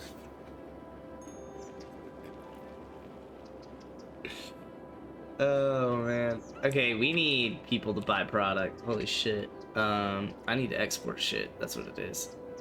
Can I'm not a fucking chance now. I can export shit. I barely have buses. I'm barely bussing, yo.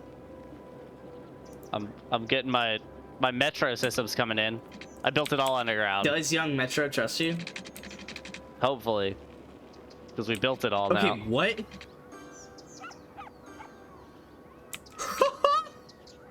These people are just leaving the highway and driving over the dirt to get on the road.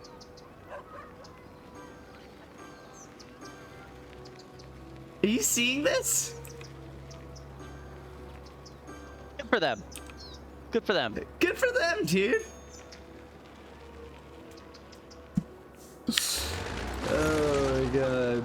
But also, fuck you.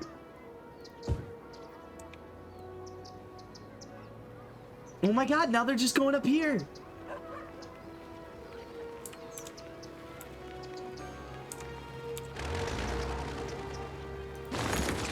That's insane.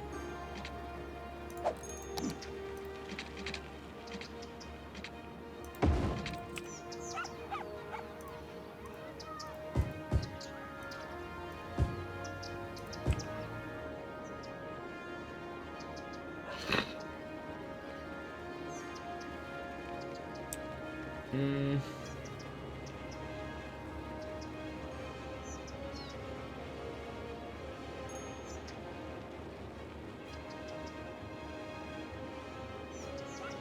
Is it because... I've got a metro built now. No, it's connected. Let's see if it works. Yeah, it's connected.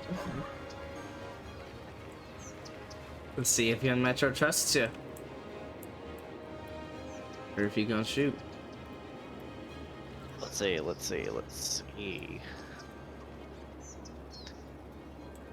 Okay. Oh, no one was using it yet, but I also had it only on like single speed. Ah, there you go. I just finished it, so let's see. So those are your main reds.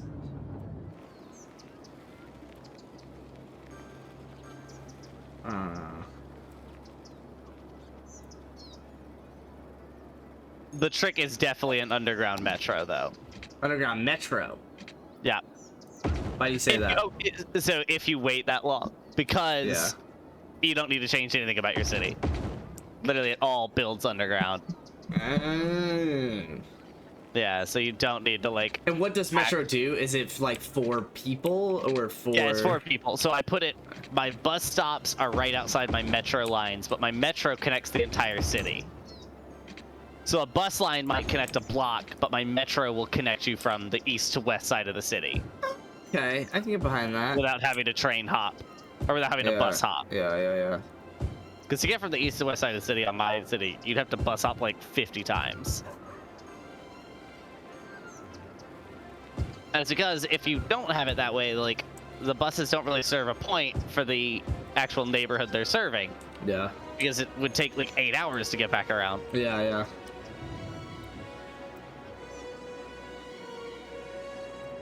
I'm gonna keep doing this though. Space already occupied. Ass. Fuck you, high school. Are my citizens still getting polluted? Because they need to not. I need them to stop because they're still sick. Sick as fuck, dog. Oh, my ground pollution is really bad. Okay, yeah, peace and love. I can handle that. Peace and love and pollution. Peace and love. They could just keep getting sick then. Yeah, we can get behind that.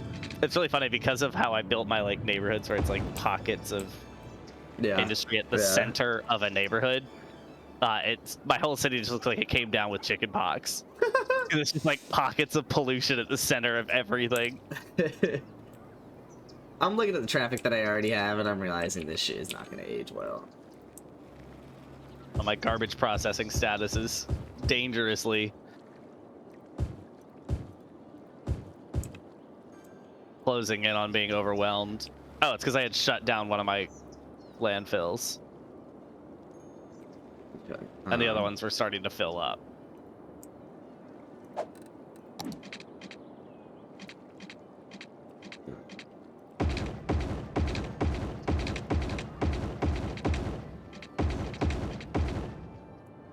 Okay, and then zoning.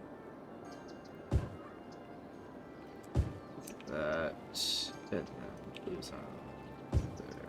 There. Oof. Oof.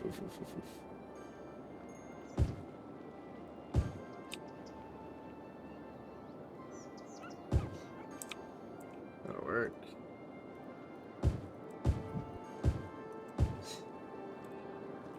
There we go. Yeah. Oh god. I'm making some fat money. Oh man, I haven't built a park in so long. My people are depressed. Yeah, that's about right. They need a park. Actually, no, we're gonna upgrade every road at this point. I'm just going like a park building spree here. I'm going on a road upgrading to trees spree here. I should do that too. Because that's basically parks. Admittedly, I'm just gonna have the problem though that you had, where it goes into that industrial sector and just dies. It just isn't tree anymore. I don't know that they know that though. You know, I feel like they still appreciate the dead trees. Yeah, I think they do. I think they do. I would. No, you wouldn't. No, you fucking wouldn't. I wouldn't appreciate live trees. Yeah, you would. You definitely wouldn't appreciate live trees. Ooh, this is okay. Hold on, I'm gonna pause that. Because that needs a solution. That is not what is currently on board here.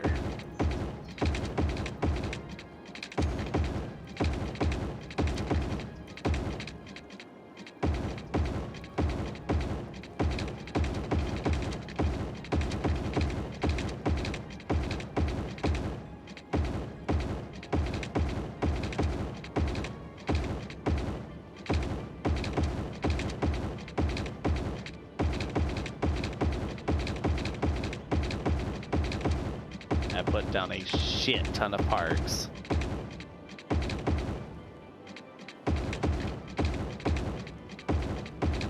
And things seem to be better now. Okay, every road is made with trees and love. Mostly trees. Good. Mostly trees. Mostly trees. Fuck these guys. Alright, now I need to solve this traffic problem.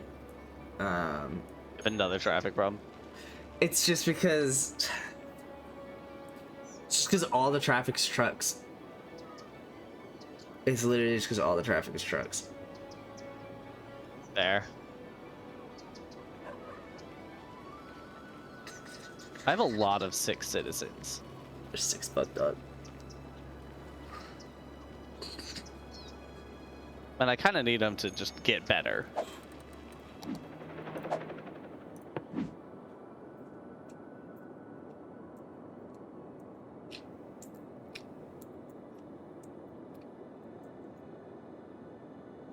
If young Metro don't trust you, he gon' shoot.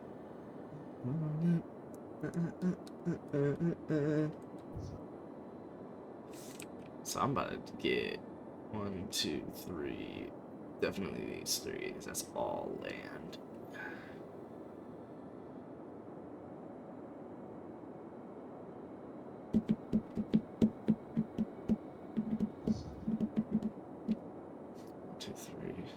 So it's 1, 2, 3, 4, 5, 6, 7, 8, 9, maybe. Oh no, probably this grid of 4. And then these 3. You could make a massive city out of this, though. I mean, for this to be 5,000 people, and none of this is even dense, it would literally just come down to solving traffic.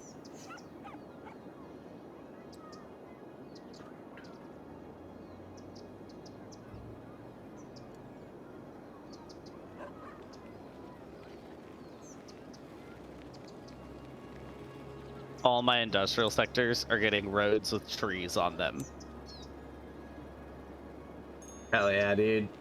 To hopefully help separate the people from the industrial sector a little bit more. I saw a road without trees on it and I almost cried. I think we're good now. Think so? We better be. We better be. I don't know how I'm gonna resolve this traffic problem. Would you believe that, Aaron? No. Are you fucking kidding? It doesn't, like, if anything, this game does make me look at it and go, all right, I get why it's so hard. Yeah. Because we have the ability to just go in and be like, we'll just demo this road out. Yeah, plop. Plop, new road. Yeah.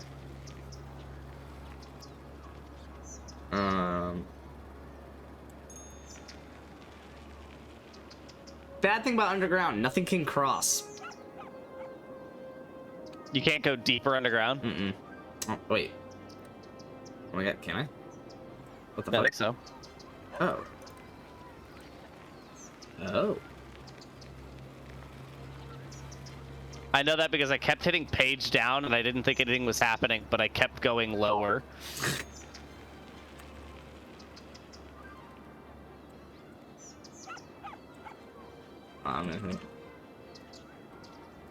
Okay, you can only go down twice though, I think. Okay. Okay, that's very interesting though. Thought so.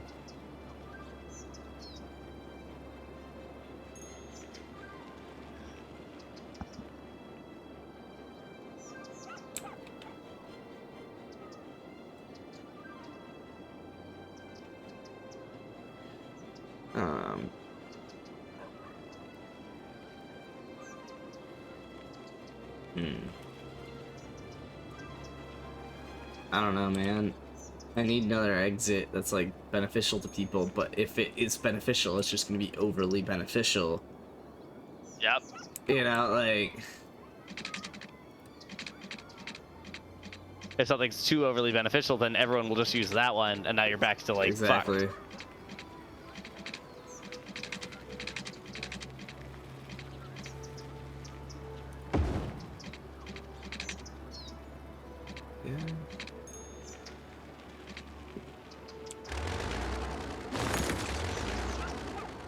Better appreciate getting trees on literally every road we have. So you can't go into the tunnels, can you? No, you can't. Are you trying to like drive through it in this camera? In the camera view. Love that, love that, love that. I was unsuccessful, Aaron.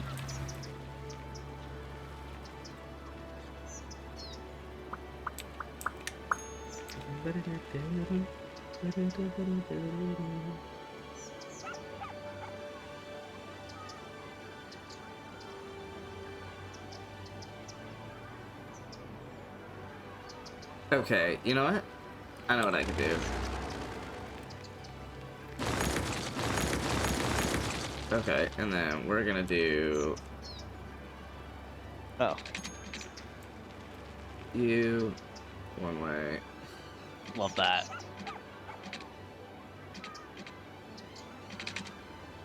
Something like this, I guess.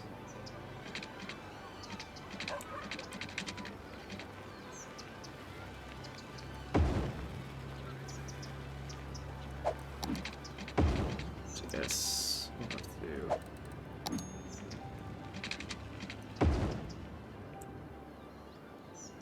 That actually will be that direction. That'll be that direction. Okay, so let me take you down. Okay, I don't know if it was the hospital or putting trees on every road, but people do seem to be healthier now. Good, good, good, good, good, good. I'm gonna go with the trees, not the hospital.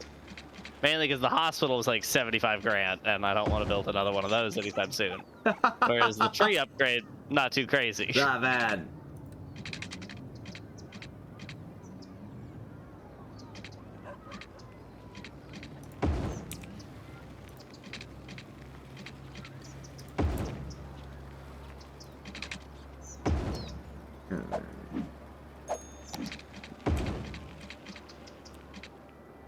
Okay.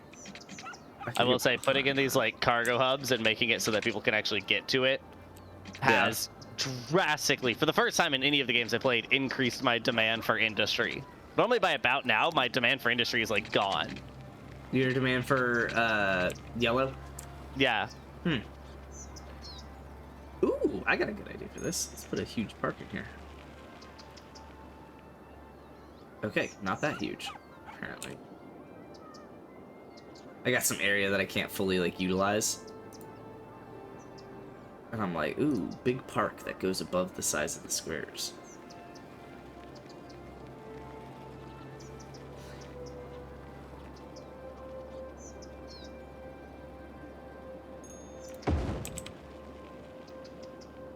Yay, a lot of happy people.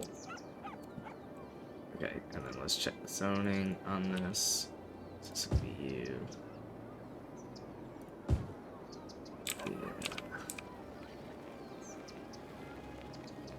Yeah. That is a park. So that's why that doesn't work. Okay. Shit. You good? Well, that's cool. 1 second. Oh.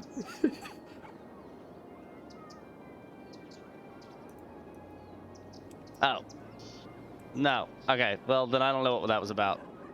A ship showed up and then left.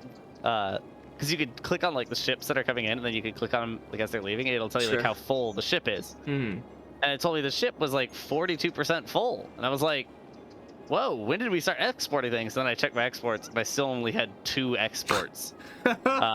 So I don't know why that ship was so full. Could not tell you why that ship was so full. Could not tell you what was on that ship. There are drugs on that ship. There are drugs on that ship. 100%. What a sad way to catch that there's drugs leaving your city. We don't export things here.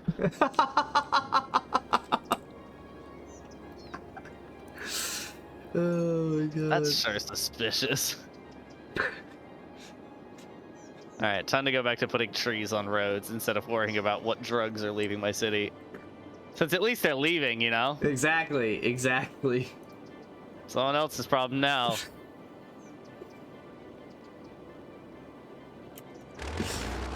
Oh god.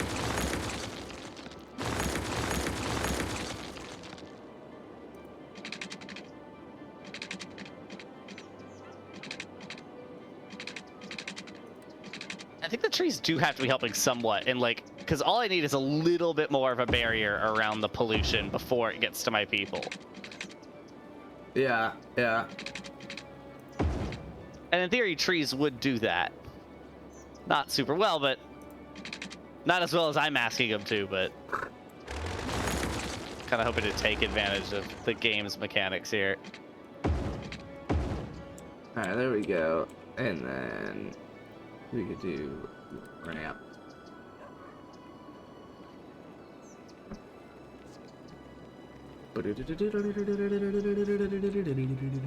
I do want to see if I could do something, which is, could you do like an underground cargo metro? Probably. Yeah, because I want to connect all my major like cargo areas to the cargo like rail. Sure. But man, that's gonna be a nightmare of destroying people's houses. Free Shavakadu! Dude, free Shavakadu is right. You ever just feel like free Shavakadu? Free Shavakadu, for sure, for sure.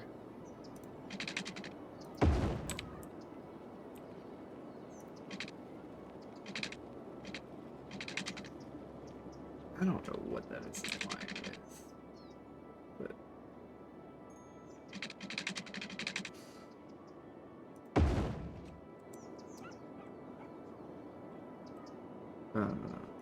let's take. Did I not get these guys? Damn it! Really thought I was about to be done. That's a bummer.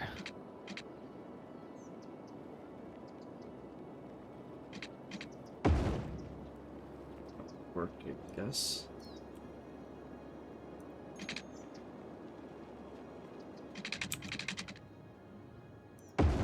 Ah, it's frustrating. Okay, built a bunch of tree roads. That was good. People are still sick, but that's because they're just living literally on top of sick pollution. as fuck, dog.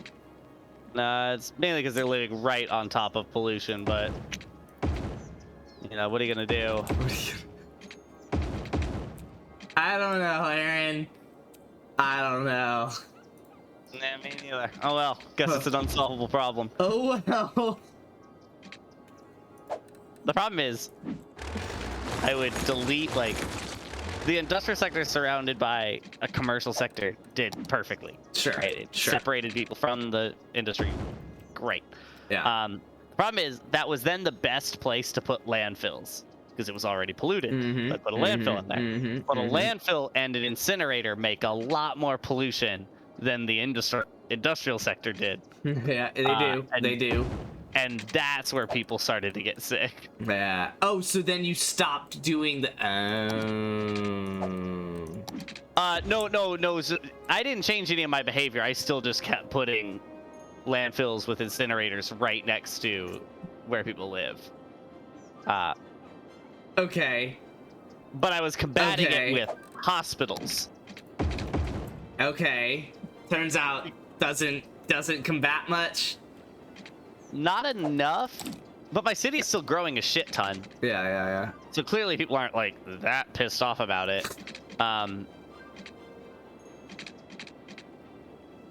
What's my education run at right now? Because I put a lot of money into this shit. Really better be pretty educated. Wow, only 18% uneducated. That's sick. Okay, wow. That's pretty good. That's pretty fucking solid. You know why?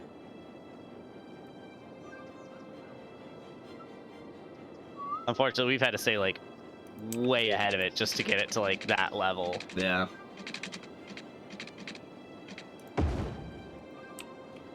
Oh, I probably should play again. Public libraries, though. Really? Not worth it. Not worth it. Okay, good. I'm achieving that without public. I have 2 public libraries. Shit! You're right, Wager. I haven't shown off my new traffic solution. That was before I realized that you just build roads underground. I have literally batshit one. You have to see it. Fuck yeah. Oh my god, 410 people per week are riding my metro. Yes, We've done it. We've done it. Load game. A metro. Building. Load. All right, tell me, Aaron, if you think that this will have traffic or not. Ignore the trash problem on the other side. Yeah, I'll do my best. Oh my god. Oh my god. So the way it works, so there will be traffic 100% on the way in. But like besides that, it's all just one massive highway loop. And yeah, every road looks terrible, but I was thinking to myself, right? Every road in real life is fucking terrible. I've never lived on a grid. Yeah. I just always live close enough to an exit or entrance to a highway. Right? Like, and then everything else is neighborhoods. So I did that over here, right? But then I was like, but wait, it's not just like grids in the neighborhoods, which is what I did over here. It is really just fucking neighborhoods. Like, so it's okay for roads to be batshit. So it is a circle with a pentagon inside of it, with a triangle inside of that, and it's called Garland Square. I like it. It's crazy. Borderline delusional, but also like, is it bad? It's fun. Is it bad though? Dude, my traffic's that now. It can't be good anymore. Like there was a time. It doesn't utilize all my space, but frankly, my problem is traffic anyway. I don't want it to utilize all of the space. Yeah, God, my traffic's still at 75. Is it 75%? Okay, so the other world where I told you that I killed everyone off, right? And I have a city that was able to support over 100,000 people, right? And then I killed everyone in it. I left the entire infrastructure. Still could support 100,000 people, but only like 18,000 people were in it the last time I checked this. What do you think my traffic efficiency was? Oh, in this one that we're looking at right here? No. In the one that had like no one in it. Which actually, I'll just go to that one. Yeah, what was your traffic efficiency? What do you think it is? So right now I'm at like 24,000 people, I think. Okay. What did you try unique with this one? Like, what did you like experiment with? So this was the one with the roads, all the one ways left and right, basically. Okay. And yeah, there kind of was a traffic problem at 100,000 people, but I mean, at 100,000 fucking people, right? Like, whereas this same grid that used to have 100,000 people in it only has 26,000 people in it. What do you think the traffic efficiency is? 65. Like, I think it like fucks you for some reason. Nah, it does fuck me, but it's not 65. But it is only 80. Wow, yeah. Yeah.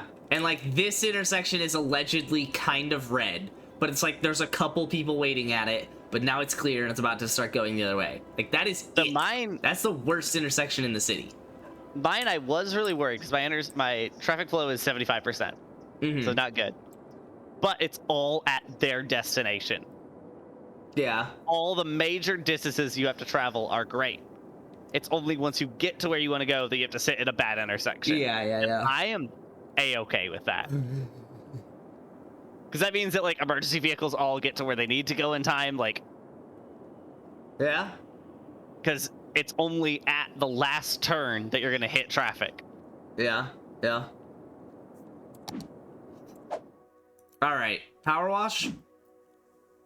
I could go for power wash. We could all go for some power wash. Let's see how my metro's doing. Yeah, wow. 420 per week. Nice. We got the jungle house. Oh, that's right. We were still on that one. That one's gonna be a vibe. Fun. That'll be a vibe. We'll all be okay with that.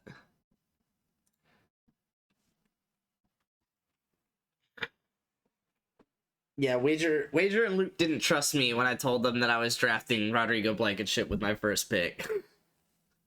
I mean, it's just like, because here's the thing: is that first pick does mean a lot, but also like it does. Also, like, just if you know what you're doing, like, it's one pick. You'll be fine. Like, I don't. I mean, if I win this year, no one will ever hear the end of it. Like, we're aware of that, right? We go first. Like, that's fun. But also, like, I don't think I'll win I don't think I'll win this year, but, like, I do think I'm gonna make the playoffs. Like, oh yeah, probably. Just because, like, that's what you do, like, with a really good team. Or when you're able to manage it because you're a really good manager.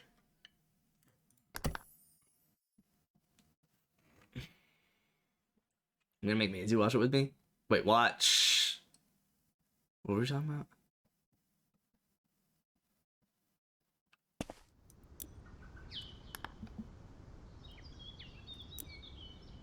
Watch what?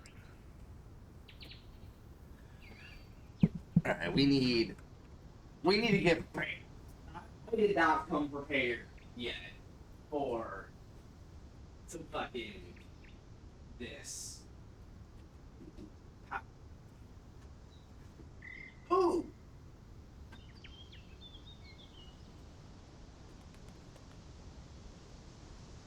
Add it to the collection, boys. New Mountain Dew flavor. It's called Voodoo. It's Halloween themed. It is,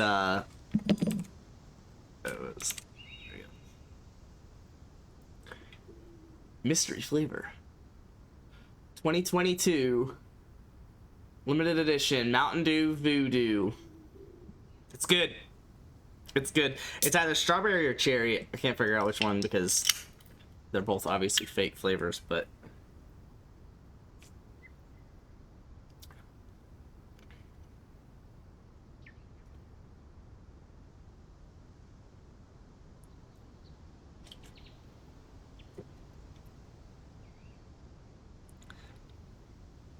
I said cherry when I first tested it before, when I first had it before, but I think I'm leaning strawberry now.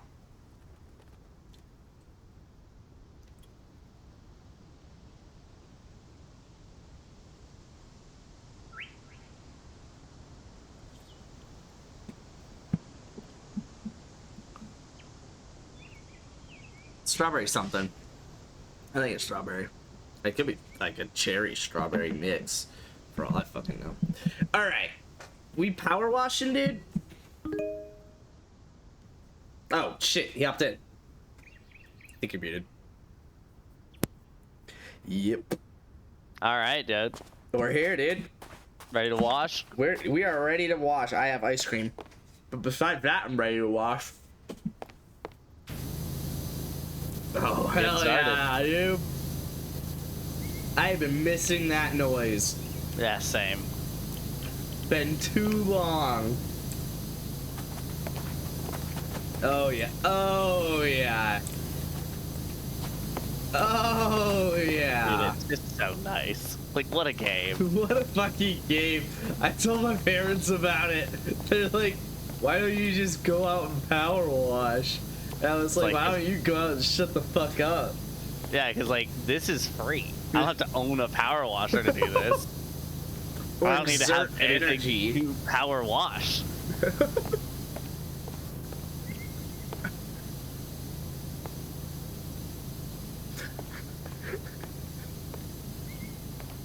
Do you think, Aaron, that games like this make you appreciate life more? That's just deep like question. Do they? Okay, so easier question. Do they just make people happier? Yeah, 100%. Because like obviously you're happier when you play it, but also like if I went out and just started power washing my driveway, like I think I would vibe more with it, right? Like I think immediately. Okay, so if I get a power washer, having never played this game, if I get a power washer and go clean my driveway, I'll be really, really hyped for like 5 seconds, right? I'll be like, man, this is really cool, and then it'll turn into a chore, and I'll be like, and then you'll be sweating, I gotta and you'll get finish, covered in water, yada yada yada. And then I finished, and I'm like, okay, like that was nice that I finished it, but like, wow, that was a lot. I think now, having played this game, if I get a power washer and start power washing, I would be like, I would be excited much longer. Much longer. I think it has the exact same effect as if you had discovered that like subreddit on power washing. Yeah. Right, like by the time you actually got your power washer, it's now like you're joining this community of power washers. Whereas for us, it's just like now it's like you would just be able to send me a meme of like you power washing and be like, life imitates art or some shit like that. Exactly. And now you're like doing this as a joke, but also because you're having like fun with it, but also because it's bettering your driveway. Life. Yeah, like Yeah, I mean, I think so, but also just like on like a really shallow level of just like having something like this where you get that kind of reward system. Yeah. Like TV doesn't have any sort of reward system. It is. Yeah, and so I was about to sit here and say TV is just a waste of time, right? But this is just a waste of time. This is, but it has that reward system. But I almost got away with saying that, like, it's not. And you could probably make an argument that this is less of a waste of time. That there is, like, because of the reward system in place, where your brain actually does get rewarded for completing tasks. Yeah. Like, you probably do leave this feeling more like accomplished. Whereas if I spent all Saturday just watching TV, I just feel like a fat piece of shit. Like, sure, I just feel like I enjoy the day, I guess. Yeah, exactly. But I feel like I spent the whole day watching TV. The other thing is, there is some merit to being like getting halfway through your week and being like, man, at least I didn't have to do anything on Saturday. Like, can you imagine how tired I'd be if I had done something all day Saturday? Because like that's something that I've noticed as I get older is that like even if what I did Sunday has almost no bearing by the end of the week on how I feel on Friday, if I felt like I did a lot on that Sunday and then still have to do a full week, I'm like, ah, shit, dude, like this is now gonna be like murder. Yeah. When like by Friday it's probably not that related. You're gonna be fine, especially if you're getting good night's sleep. Yeah, especially because like I'm in my 20s. So I was considering buying Lawnmower Simulator. I have heard great things about that, actually. Well, I'm sure it's great. But that one is a real one where you already have the better version. I do already have a lawnmower. I would try the game, for sure. Yeah, but I feel like because we don't have power washers, we feel like less of a piece of shit doing this as opposed to actively going out and power washing.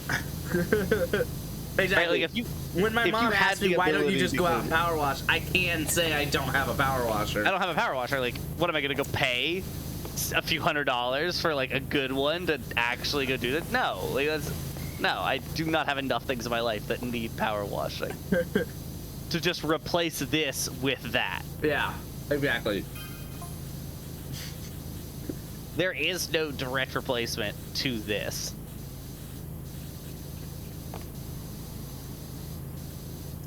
Now, the people that do, like, truck driving simulator, those people are just psychopaths. Like, why?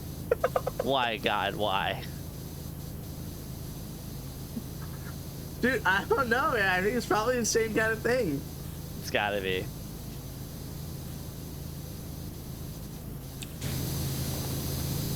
Where there is that separation from reality. And that one, I really can't hit him with just go get a truck. Yeah, you definitely can't hit him with that. For $100,000 and a CDL, like you gotta get your commercial driver's license? No. Like, no, that'd be insane to go pull that off just to get the thrill of driving a truck. I will say I saw some TikTok, I think it was, of a guy who had like a super in-depth truck simulator setup. Yeah. It literally was like everything that would be in a truck. Incredible. It was actually pretty fucking sick. Little disturbing, but also incredible. Very disturbing. Very disturbing. Because, like, bro, why? You seen the John Oliver on trucking? Yeah, it's pretty good. It's actually really good. It was fucking hilarious. Yeah. I watched the end of it back the other day. It is a little sad that there's a very real chance I'm gonna die having never driven a semi-truck. You do think that's sad? I have never in my life considered that, nor considered that sad. But now you do. Now you're like, shit, you're right. That is a bummer.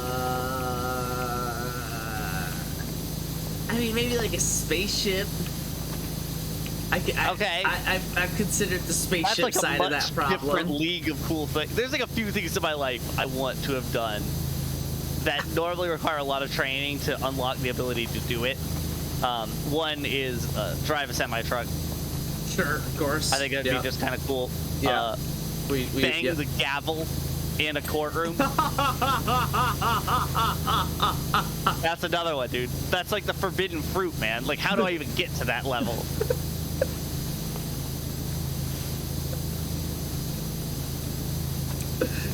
Oh, yeah, those are the two. One that I've wanted to do, I do want to, so dare I say fly? Don't give me another one. Don't give me another one. But I do kind of want to own a little, like, prop plane.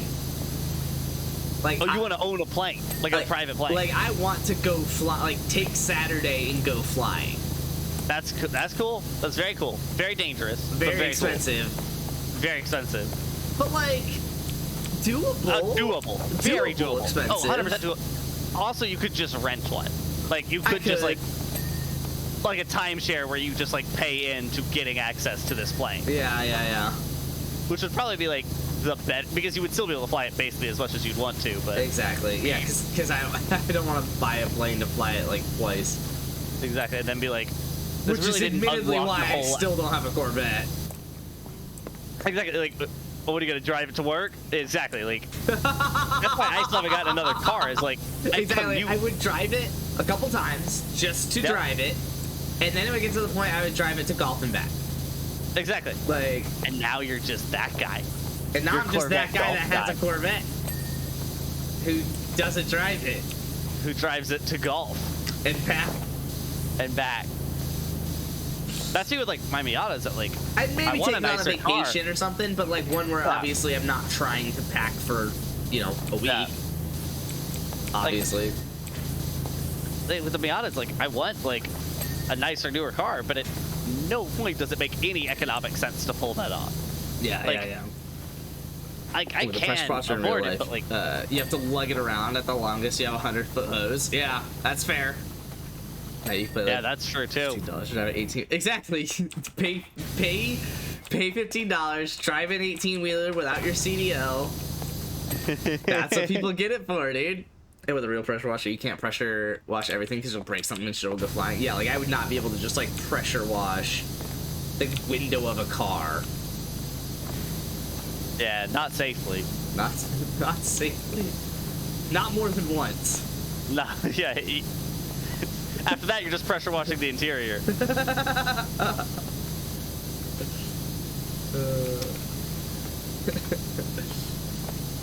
Alright, so my semi-truck dream is very doable. It's very doable, especially with Euro Truck Simulator. Exactly. I just want to do it before one takes me out. Before one? Yeah, admittedly, you do drive a Miata, so I shouldn't be that surprised that you think about 18-wheelers more often than I do. Every every time I pass one, I'm like, I kind of want to just drive that, just to see. Meanwhile, every time I pass one, I just don't think about it because I'm not driving a literal Miata.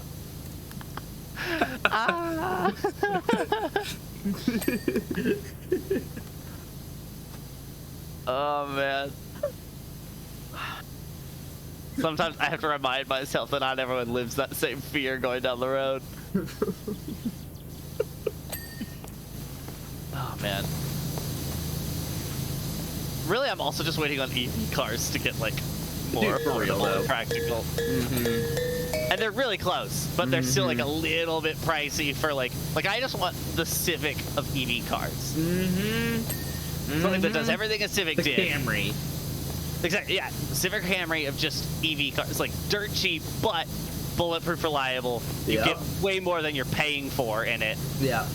Yeah. And right now you're getting like what you're paying for. Yeah. In an electric car, which is a long ways from where they were, which was far less than you were paying for. Not getting what you're paying for. Yeah, you're getting just an electric car. Just an electric car. Like, it won't really get you to work and back. Yeah. In one charge, like you're probably going to charge it at work. Like, yeah. They just weren't very good, but now they are. Yeah. So that's what I just can't wait for that to be the thing, where I'm getting more than I'm paying for. I love when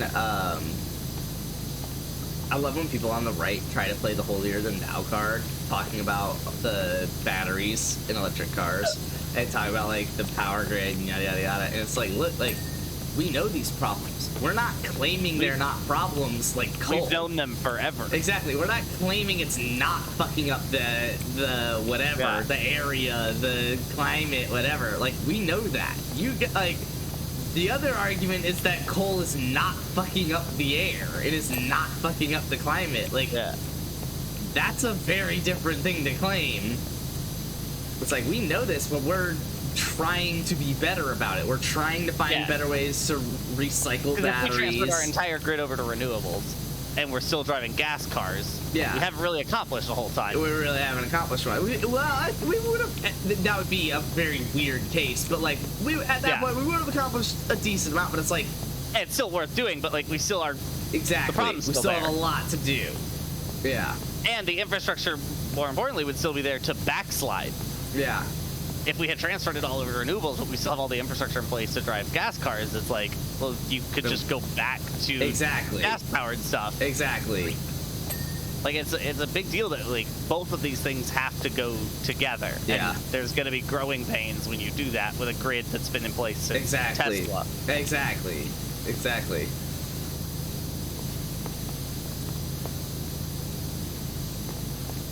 Yeah. Yeah. Fucking boomers, dude. Man. Not tank memes, dude. Not tank memes. Exactly right. Exactly right, dude. A window of a car, you'll be fine. But like the stool that you're doing now, or pressure washing an umbrella, yeah. The umbrella would not make it. Could you pressure wash a window? Wild. Probably the right kind of window. Yeah, like you can probably pressure wash a yeah. car window. I mean, they can handle like a rock being thrown at them in the right way. Yeah, yeah. As long as it's not a sharp rock. Yeah, so I guess that's kind of the point, though. Like, water traveling this fucking fast is basically a sharp rock, no? That's true. Laser, thoughts? Rebuttal? Laser, rebuttal. You have 2 minutes on the clock. The Texans are now on my cock. Before Spencer gets his closing argument. We're only at 2 stars. Good. But 60% done. That is 60% done. It's not bad. The problem is I'm like slowing down again. I just did like the entire porch floor where we made like a ton of progress. I just did that up here. And now I'm back to doing stairs. But the problem is I have to clean these stairs from like the ground floor, which means like that is slow. Because these are like second floor stairs, so like I'm having to get their underside from below them.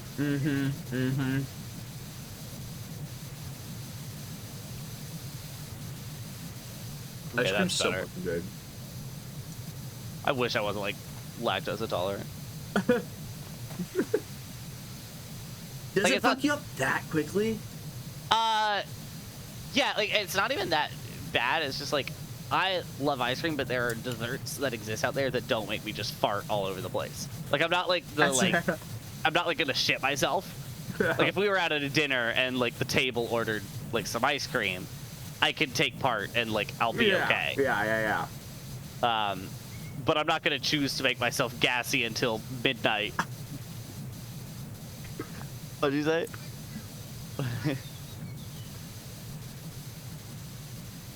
Evan's making fun of me for that phrasing. Out of context, it doesn't sound great. Oh man, this is great, dude. I love stairs. Cleaning. Stairs. Yeah. Give me a second. I'll put the ice cream away real quick. Yeah. What? Where is that from?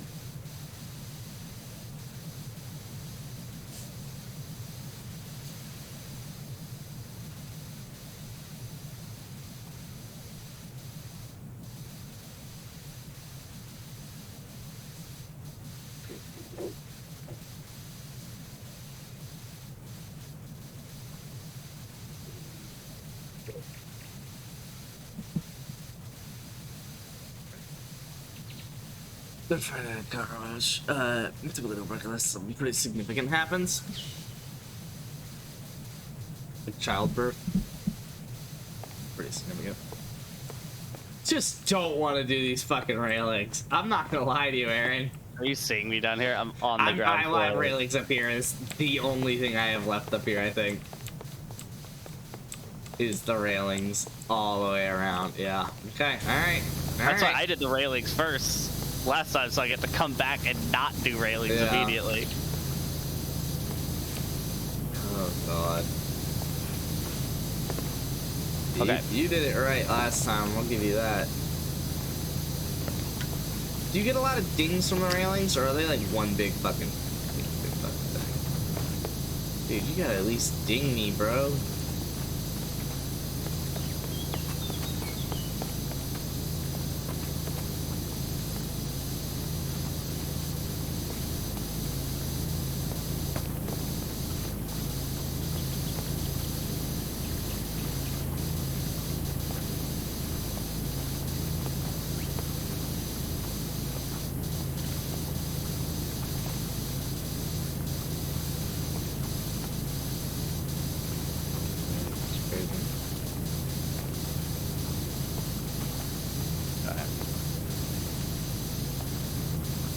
That's everything I could reasonably get from below him.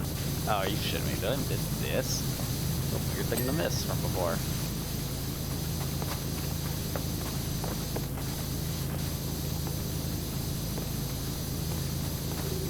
Aaron, do you want to hike the Appalachian? That's a good question. Not really. Okay. But I could do like a section of it, maybe. Okay. I could do like a portion of it. I'm not the type that's like, I'm not gonna do that. You're not gonna live outdoors for 3 months?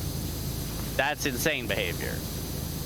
One, because like, I wouldn't take 3 months off to just go on vacation. Much less to go hiking. Much less to live outside. To live outside. Like, that's fair. I'd have to find myself very unemployed. Like, if I was already living outdoors, yeah, might as well make a little trek out of this. Sure. Yeah, get my feet ready. Yeah, I could go do the trail if I was already sleeping outdoors. It's already sleeping outdoors. Alright, Evan, you know how to motivate him. Yeah, God. No, no. No. No. No, I don't think we're doing that. I don't think we're doing the trail. Would you? Yeah, would M? Oh, would I? Yeah. Well, I mean, like, if I got to that point in my life, it would be kind of fucking sick. To say you've done it? If I was somehow still, like, in solid shape when my kids are in college. Yeah. like just starting, and I got like a summer, and I'm like, you know what? I need to spice my life up. I would do a couple other things before that, but also like, I don't know, maybe that. Maybe that. You could see yourself doing it. It's in the realm of possibility. Yeah, you're definitely in shape enough. Apparently, wager special lost a scar. Yeah, that's what's like I'm in shape, but obviously my feet would not survive it, right? So I would need to kind of like prepare and do like 100%. A lot of long walks and stuff like that, and a lot of hikes. But like I could do it. I mean, like it's not like I'm like physically incapable. I say that though because 2 people from my cross country team in high school just did it this year. Oh, whoa. Yeah. Mm-hmm. For them, one actually from Q's class, and then one from the class between me and Q. That's crazy. Yeah. Yeah, it's kind of fucking insane. Yeah, I feel like I need to have like a real passion to want to go do it to ever even come close to trying. Yeah. Like, that's just saying like right now that like I could see myself doing Otherwise, it. Like, you'll just go hiking. I'll just go do other things. Yeah. Worst case scenario, I'll just like hike Kennesaw Mountain, right? Like a few times. I don't need to spend 3 months doing Kennesaw Mountain, right? Like. Yeah. That's fair. Yeah, I guess like, I was surprised. I saw 2 people do it. I was like, what the fuck? And not together. They both from a cross country team. They each had their own crew. That's crazy. Yeah, that was weird. Because that's the thing is, that's not even like hiking. It's backpacking. It's backpacking. Like you're living outside. The craziest part about it is not the fact that you're hiking a long distance. It is that you're living outside. Yeah, for several months. And rather living off your back outside for 6 months. Like you have to carry what you're living in. Yeah. I would also have to somehow get to a point where Jess is on board, because I would not be doing that shit alone. No, you're not doing that shit alone. Not even close. You'd give up like a week in at the most. Like, if you just didn't have that other person to push you and vice versa. Yeah. Your life is too good as is. I don't need to make it more than like a week in and not just be like, why the f am I doing this? And you would win that argument with yourself immediately. 10 times out of 10. 10 times out of 10. Why the f am I out here? Would win. Because your answer back is just like, I thought it would be cool. Like, not this cool. Exactly. Like, your answer back to yourself isn't very good.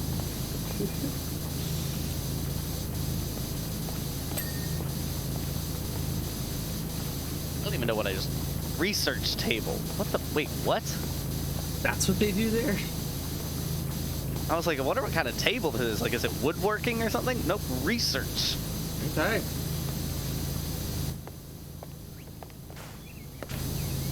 This is definitely going to be one where I consult the list to see what we missed going through it.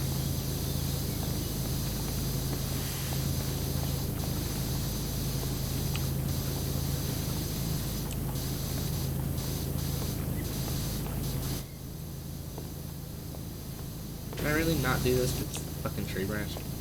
Oh, nice. Hell yeah.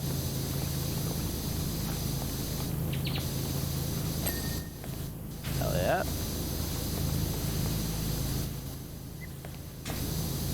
Dude, you're getting all the dinghies, bro. Yeah, because I set up a lot of the groundwork by cleaning 90% of all of this from below. Yeah. So then when I finally got to do the railings from up top, it just... Ooh, they call that. Dude. Okay, I'm gonna get the outside of your whole thing here. Sick. That'll be helpful. How are we only 70%? I don't know, dude. Well, so we have all the stairs that lead up to you. The cylindrical ones that lead... Spiral one that leads all the way up to you is a problem still. A problem. And the underside of what you're standing on. Oh, the floor, but from the roof. Yes. Oh, God. Yeah, that's a big one always. Yeah. Actually, that's probably what I'm gonna focus on. Oh yeah, dude.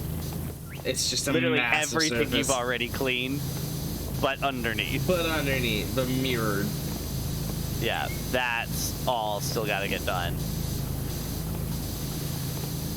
So on the one hand, not too bad. Not too bad because we see it goes very all quickly. right there. Yeah. But it does have a bunch of joists that run through it. Well. And they all have like 3 sides to them, yeah, and you will miss about most of them.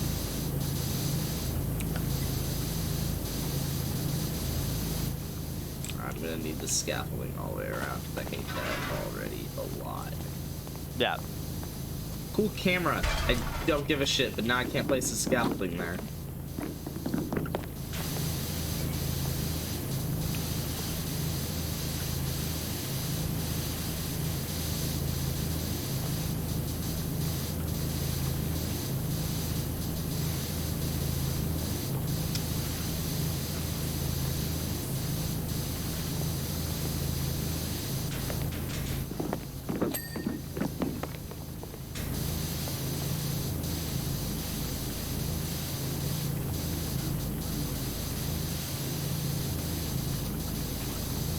Oh yeah, you're getting the railings out there too. Oh Nice. yeah, dude. They're actually coming off pretty easy, all things considered. Yeah, the railings are nice. They're it's not just sticky. They're weird, but they're not sticky. You just gotta get them from weird angles sometimes, but... Oh, I just realized I have to get, like, the... Oh, God.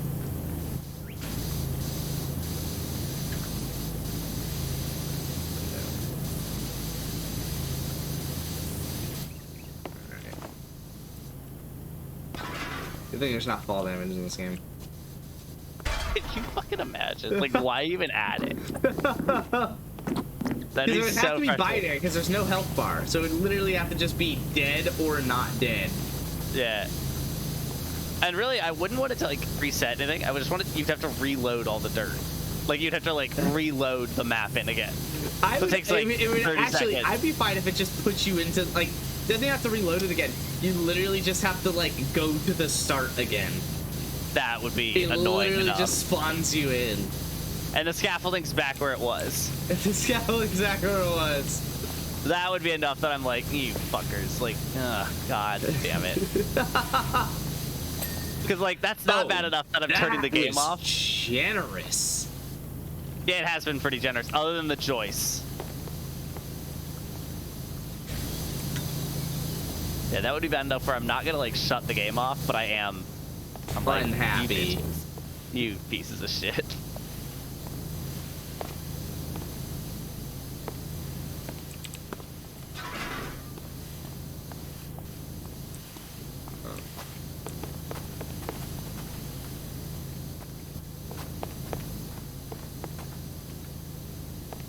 Pardon? Whatever. I'm able to.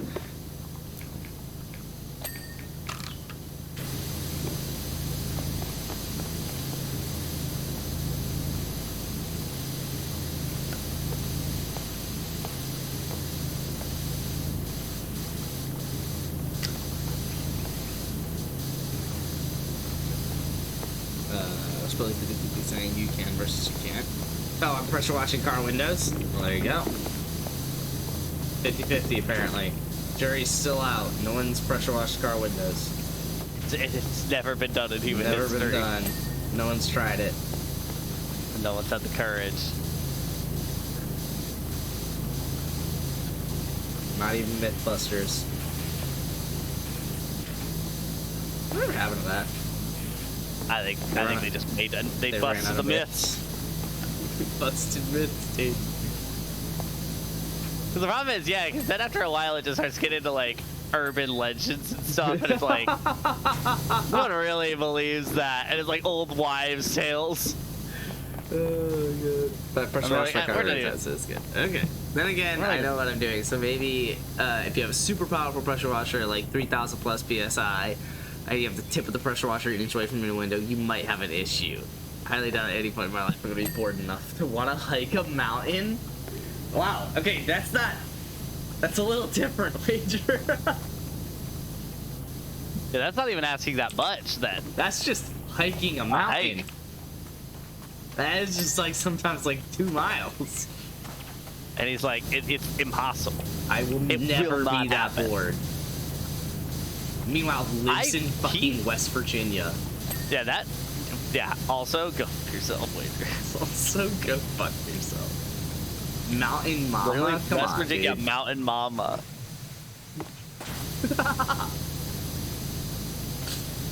You beat me to it by just a bit. I was just about to say it. Oh, man. Gotta be faster than that, dude. I know. Lesson learned. Better next time. Mission failed, lads. Mission failed. We'll get them next time. This ain't the funniest thing ever said to me by someone leaving a final. What? Carson was leaving a final and just looked at me with mission failed, lads. We'll get them next time. Too good. Oh my god.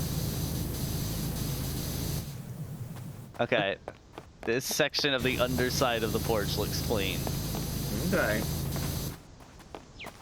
You ever wonder how things get their names? Like fucking porch. Bro, what the fuck is a porch? Yeah, where do we get this name? Why is it called porch? This stupid word. Not a big porch fan, confirmed. Yeah, I could tell. I can tell that's getting to you. Wait, are you a big porch fan? Fucking trash ass word. Oh, yeah, that makes sense that that's not clean. I was like, why is that not showing clean? It's like very unclean.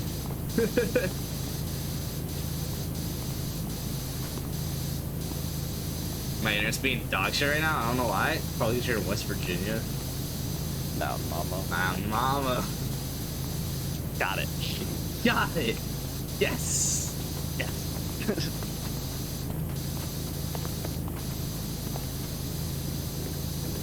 This is gonna be such an unsatisfying camera too, because it's all underneath the porch. I didn't tell you. I wouldn't be entirely surprised if you were more hyped about this than the golf simulator. Yeah. So for stream, my brother has a golf simulator, like a little driving range in his garage, basically. Anyway, for Aaron, who already knew that, his girlfriend, which they live together, so I guess he too, I guess, has a vinyl like record player. Hell yeah. And they were playing John Denver on the record player while we were there. Yeah. Not surprising having met her. Not surprising. That she has the vinyl record player. Okay, so she has been to Pie Night. Yes, yeah. And I saw her at the wedding. Oh, okay, at the wedding. Well, has she been to Pie Night? I thought she was last year. Okay. Yes, she definitely was, because we were playing Jackbox, and Brent really didn't like that one game. Okay. And she was like, all right, Brent. All right, okay. Because me and Jess weren't sure if she had been to. I thought she had. It just didn't initially, and then she was like, maybe. Okay. Yeah, no, yeah, she was last year at least. Yes. Word. Because that was not that long in between, and that was about as long. Like, they hadn't been dating much longer than that. Yeah, I think they've been dating. I want to say it's been at this point 1.5 years. So there only would have been one Pie Night. Exactly. Em and I are gonna try to make this one, by the way. Ooh, and yes. Yes, she has a standing invite from your father. He might not remember inviting her. I doubt he does. You said what? Apparently, yeah, so he definitely doesn't remember. She has 4 standing invites from your father. What? Must have kept coming up somehow. Yes. So yes, there is the chance Ev and I are planning on it. Yes, that's what we want to hear. Is she going to be in the chess tournament? She will be in the chess tournament. Yes. For around 1 round. Okay, good. We're going to put you two against each other. Yeah, exactly. Pit us up against each other. She said, hell yeah. But put it in like a closet so no one knows how it went. So no one actually has to watch the that results. bullshit. Yeah, exactly. We'll just tell you the results. Oh, man. Secretly, she's getting really good at chess while you play Power Wash Simulator. Yeah, exactly. She's back there on her phone learning how to play chess. I'm playing Power Wash. Wasting my brain away.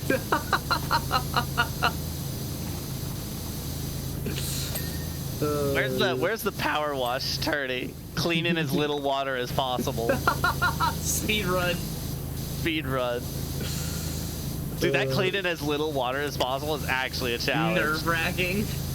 Yeah, because like every pass needs to hit like just dirt and nothing else. I love that. That makes me very happy. They got the numbers on like what it should be like really good. As far as like what's fair, like you had to try, but then you got it. Exactly. Like if you really went for it from the start and really like watched every blast you hit, by the end of it, you are literally counting like tenths of a liter coming out to make sure you don't like overshoot. And it was crazy. It happened on like 2 different things that were like that exact. It was just perfect. Yeah. I love that.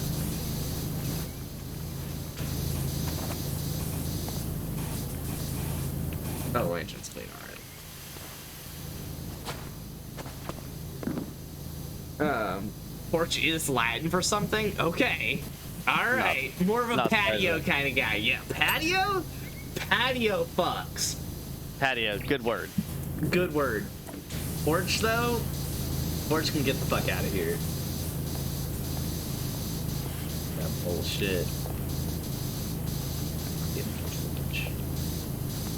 Okay, yeah, now that we're not having to just do railings, this is going really quick. I actually am, like, still kind of doing railing here. Okay. But it's, like, actually been a lot of surface area.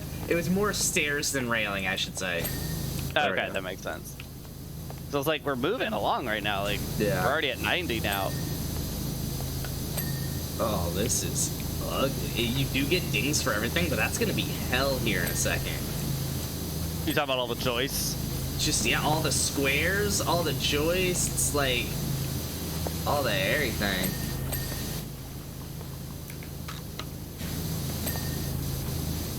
What'd you say?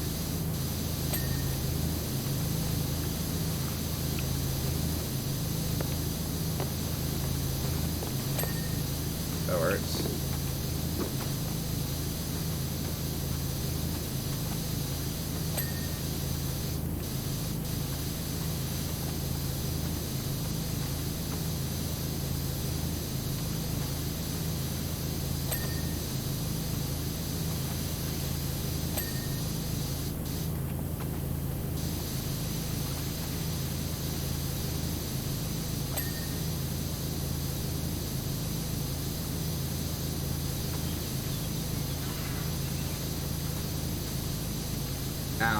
Now we're getting into it.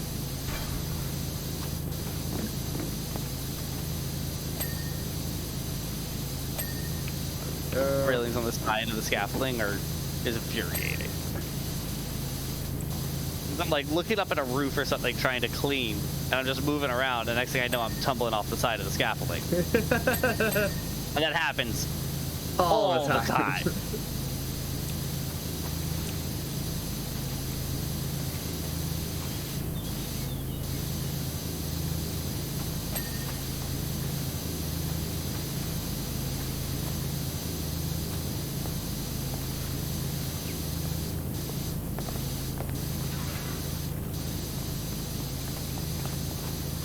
I'm just using a long extension from the ground.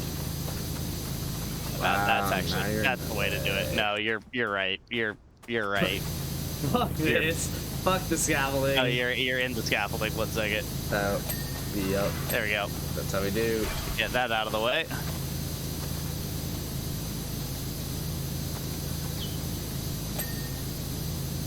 I completely forgot about the long extension. Oh, that's the money. That's the money shot, dude. That's insane. And we're going opposite directions on it, so we get the views that each other doesn't. This is how you do it. This is how you clean. This is how you power wash. This is power washing.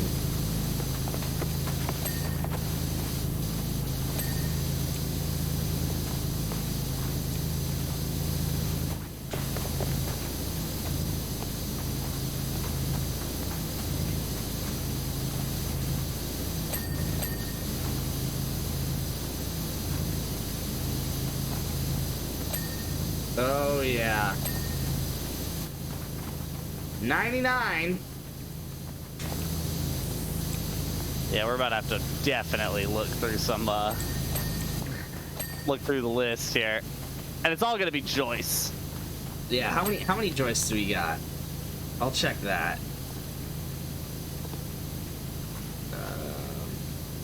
Are they called? Oh, there's a couple okay, so upper deck joists, we still have 7, which is what we're looking at.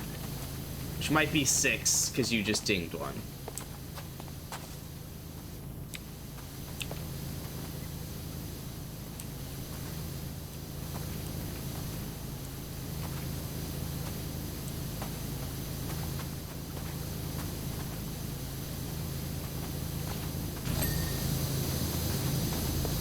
Wait, but... Yeah.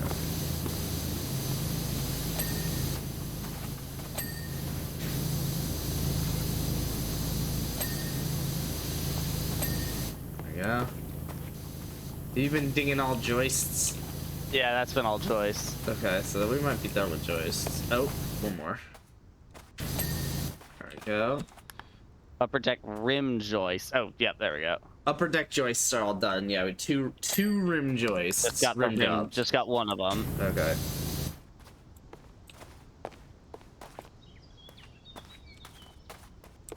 I know where the other one might be. Oh, I got it. I don't know Nice. how to get it. But it's this one. Oh, I bet you it's from the outside. Oh, ew. Yeah, there we go. Alright. Barbecue side table? Bro! Whose job was that? That was definitely mine. I think. Oh yeah, there it is. There it is. Where? Barbecue side table. Oh, I see you. Should probably take the long extension off, but... Oh, I found you.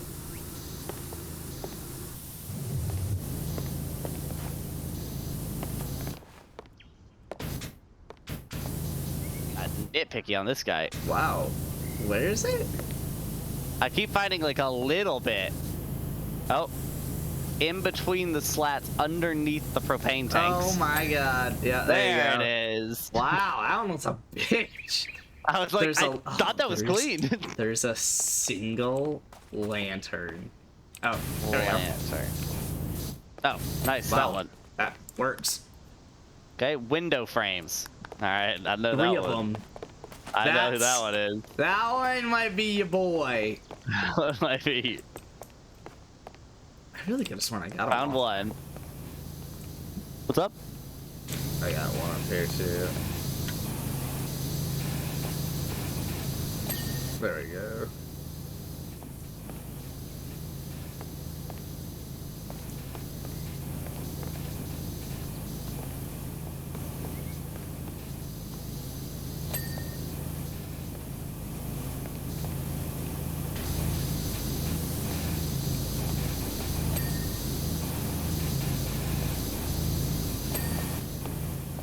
Oh!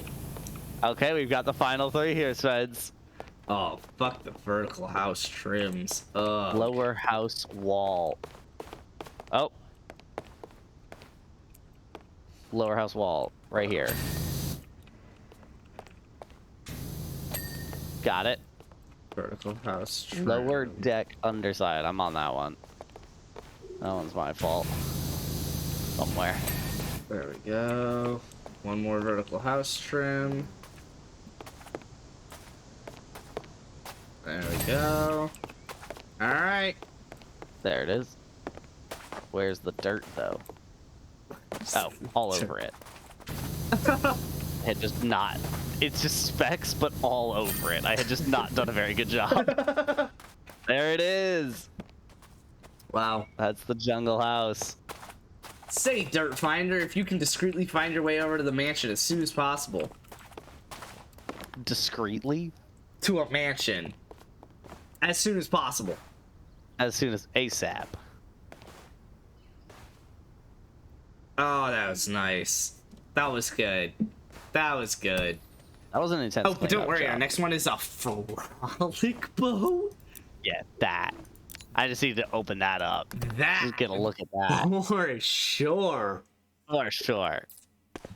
Taking a quiz on FaceTime with the best friend. I was doing homework on my laptop. I had YouTube on my phone. Everything fine. Now Macy's asleep. You put on the nightman comment. In bed trying to watch a stream. The Wi-Fi was.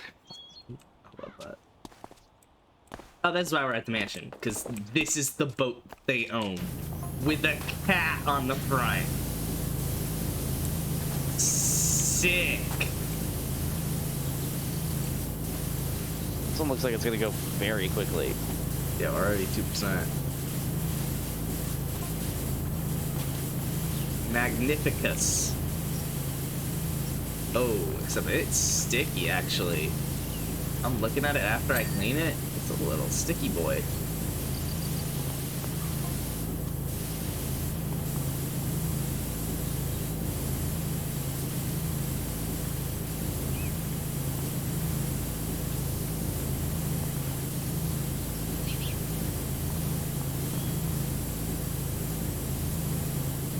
I did some of the special challenges. Okay, you do the Mars rover? I did the Mars rover. That one was fun. That's cute, yeah. And then I did the Wild West train. Oh, word.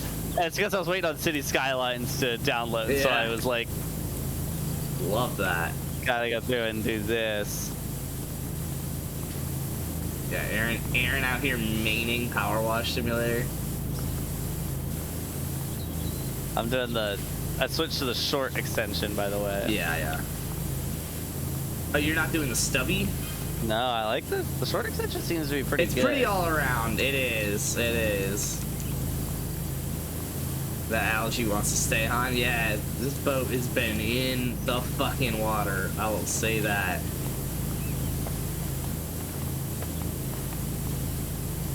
Fun that we're splitting it like 50-50 down the middle. Yeah, and it's like exact. And it's actually very achievable to do that on this. It is just like half and half, left and right, mirrored.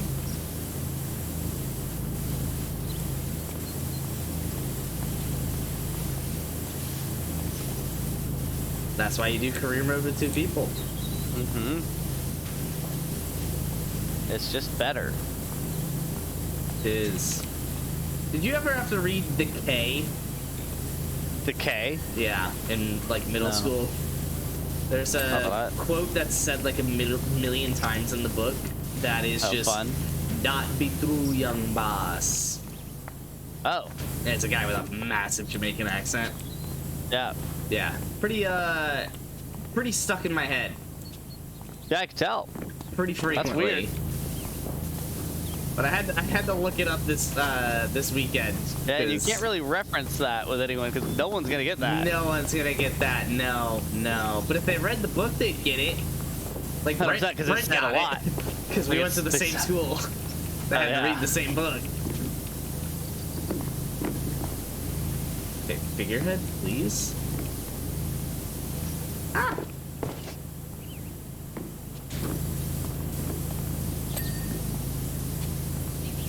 Man, it's been a while since we had like a nice, easy one. Yeah, there honestly. we go. That's the hole. Why is there a hole in the boat? I'm just gonna climb. Well, it's on land, so there might be something wrong with it.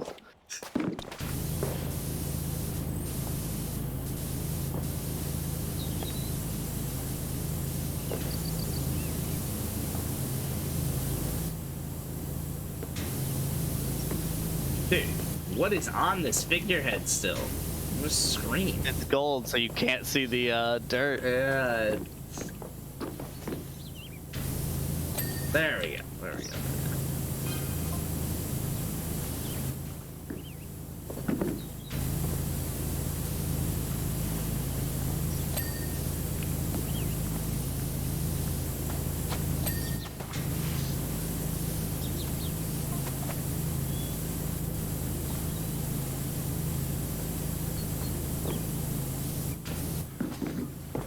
43%. That is weird. It, like, was going way faster. I guess, like, that was the obvious shit on the outside. Now we're getting to, like, kind of intricate stuff. Now we're having to actually do the windows and stuff.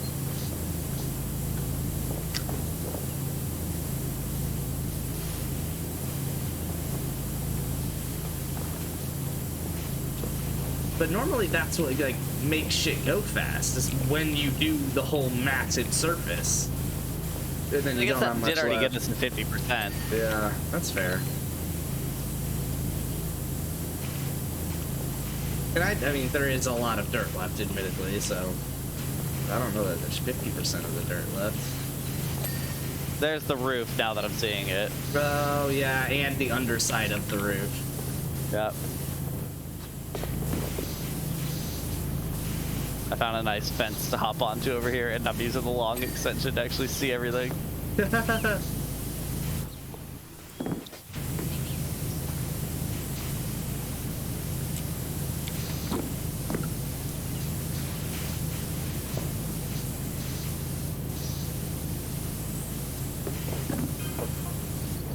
I not have this done?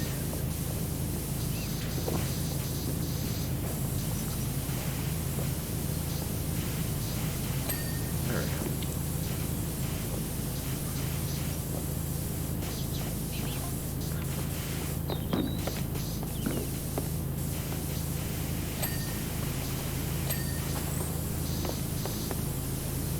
No.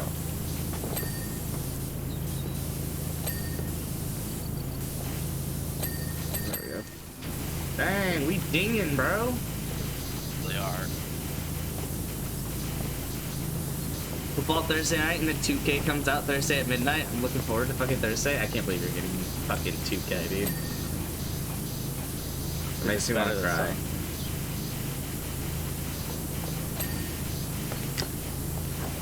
They finally fixed all the shit they broke. Exactly, they finally fixed 2K.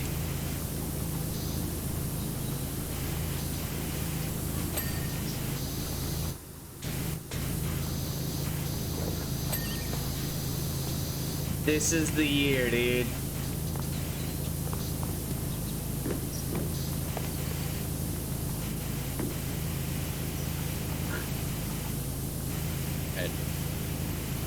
You have fun down there. I'm gonna get 2K. I bored. have it pre-ordered. Aaron will love that. Dude, I do love that. That's just sickening. Cause like pre-orders, I only get in the context of like helping a company who is going to make a good product get money earlier. Sure. To like actually make the product. NBA 2K does not need your money. They're doing just fine. They're doing very much just fine, and they shouldn't be. And they shouldn't be. Like, this money is going to nothing but a better bottom line. Yeah, it's going to nothing but an executive. Exactly, yeah, like... That is preferring that the game not improve. Because if the game improves, he'll make less money. Over time. Pre-orders used to have a nice purpose, where it was like, cool, we actually get some money before we sell the game to help fund the creation of the rest of the game. Yeah, yeah. Not typically anymore. Not typically anymore. There's a few where it works, but...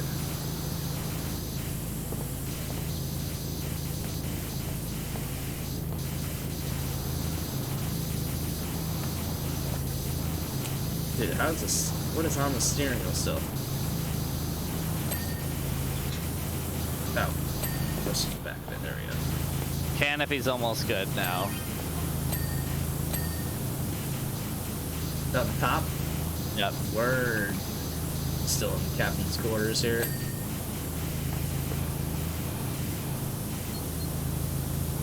How's chess coming along, Wager? Is that the better game than 2K? It didn't require a pre-order. Yeah, I pre-ordered chess. Yes. Oh, God. Why isn't there a chess game on Xbox? Good question, because, like, why Like, wouldn't you make it? Yeah, exactly. Like, someone like, the people that did Monopoly. Like, Monopoly's on Xbox, because why wouldn't you make it?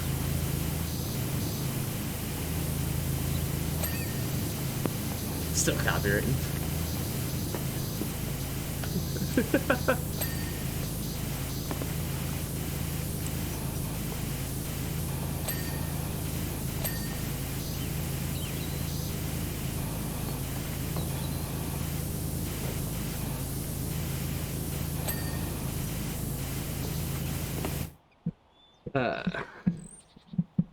Give me my first game on PS5 because I was thinking I'd be able to get it for your 10-hour trial to play it early or something.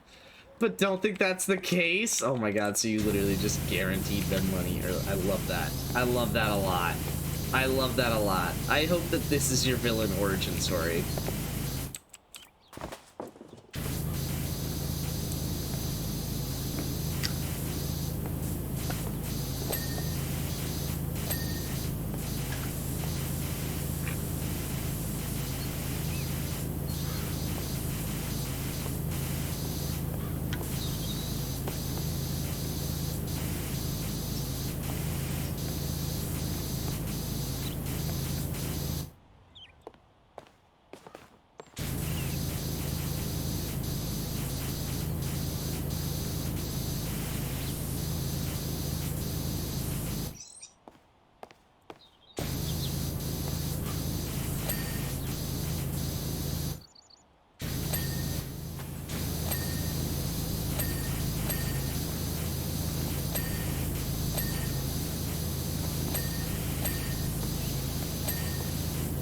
Hell yeah, yo. Oh, we just got like this little outside area, and I think we're probably good. Yeah, we're like really closing in on it.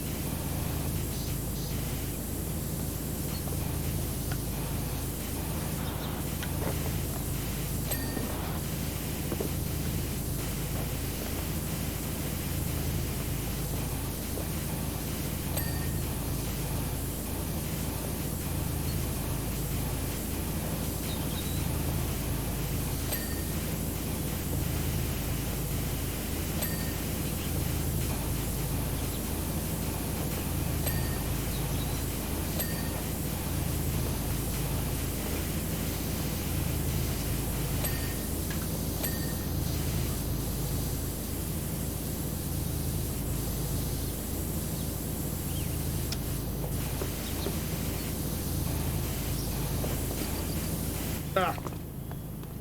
And your booty's too big. Okay, there we go. Oh, I'll read that chat here in a second.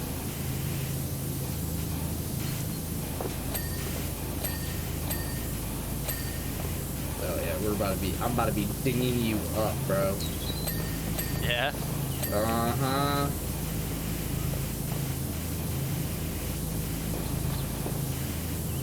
Oh yeah, I already did that one. There we go, canopy trim.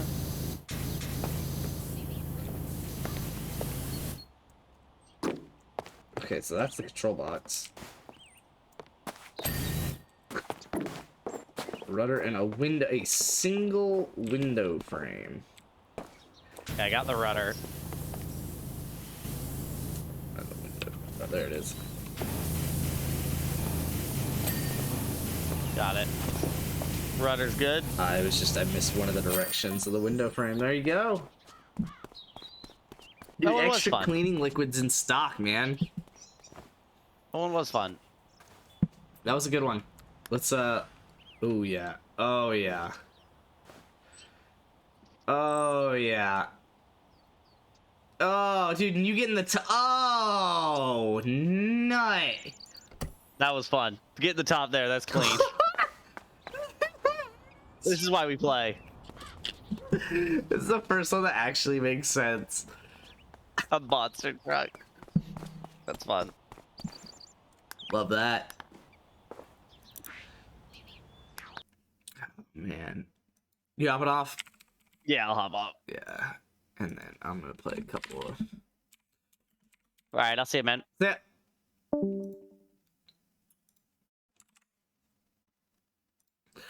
So I'm at camp, there's no Wi-Fi and very minimal service, so me and my buddy passed my phone back and forth and played each other in chess. The first game was close, but he beat me.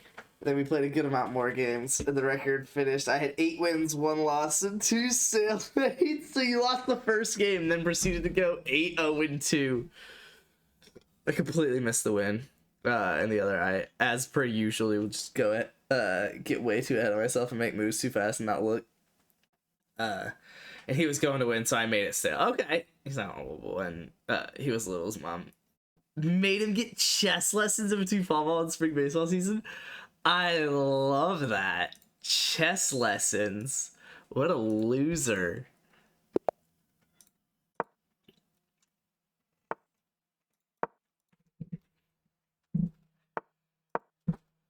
Yay.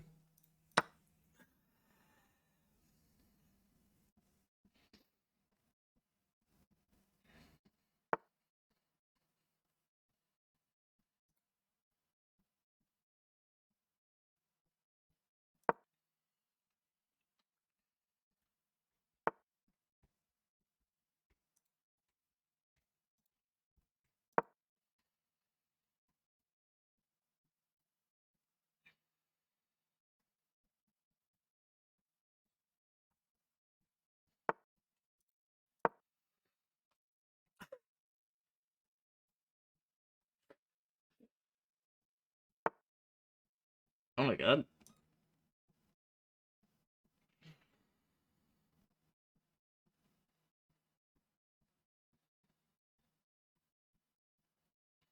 Hmm.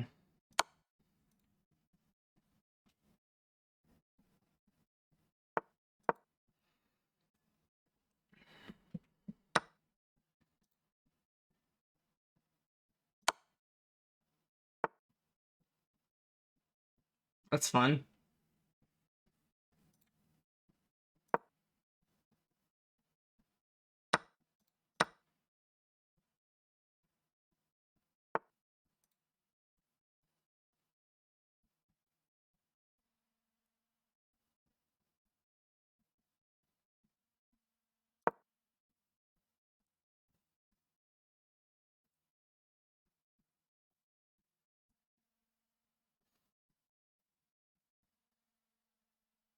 Yay.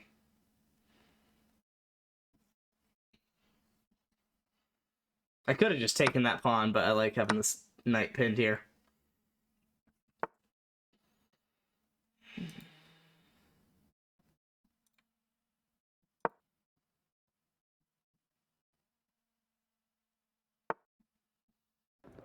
Meep.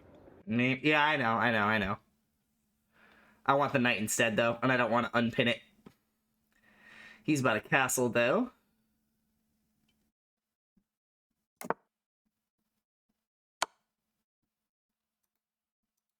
Damn. Oh, and that gets the knight out.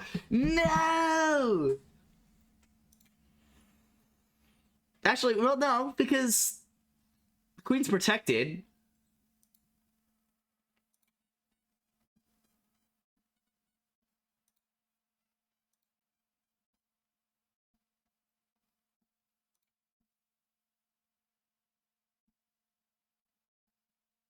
That hurts. That's annoying as shit. That's really fucking annoying.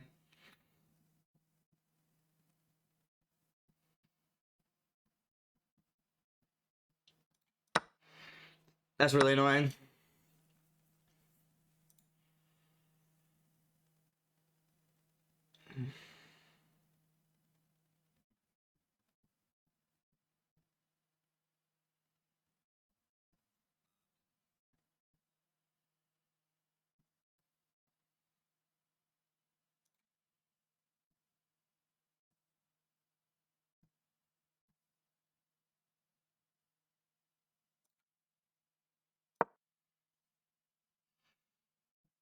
That was a good move by his end. I didn't realize. Yeah, I thought I had time to sit on that knight.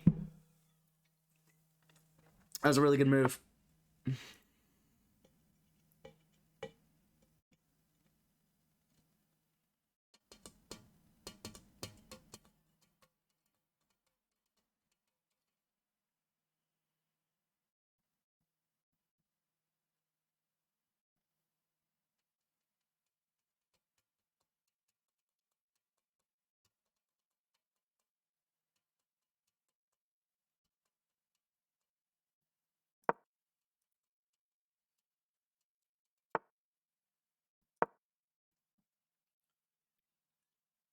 I don't know that was it. I probably could have moved the knight and gone for a little sacrifice, but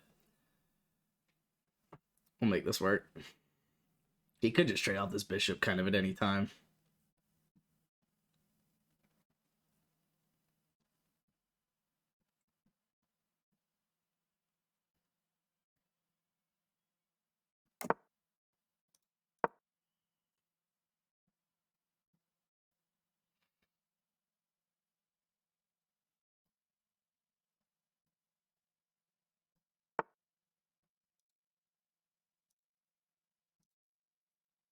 Hmm.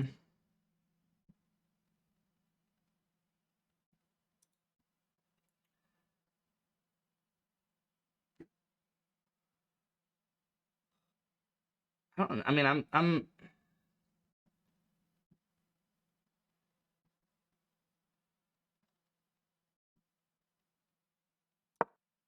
he was about to fork this if I moved to E1.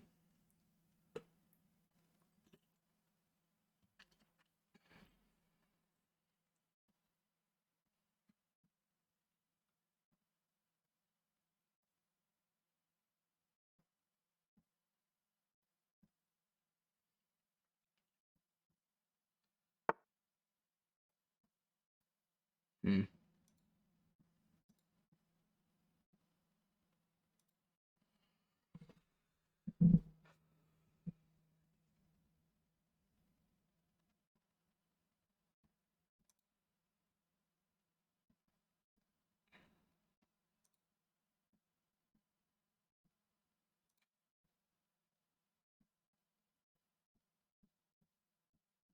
Hmm. Hmm.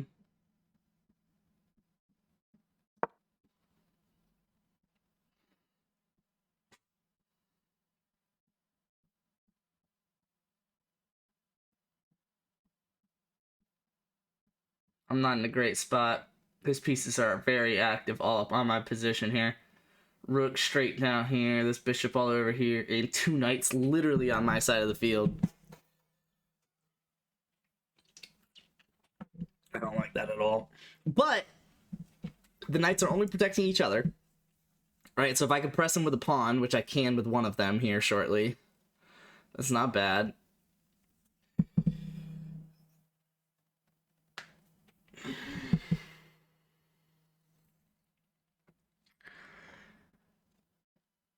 As long as I can get one to move, the other is kind of hanging, actually.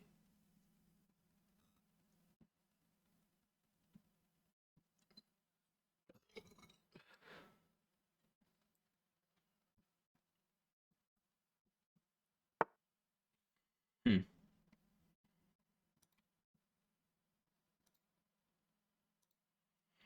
I need to move the rook. I could go here. And I go E1 or C1.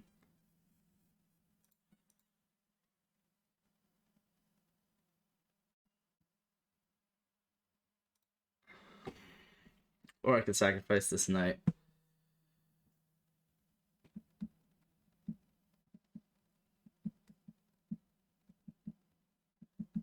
No.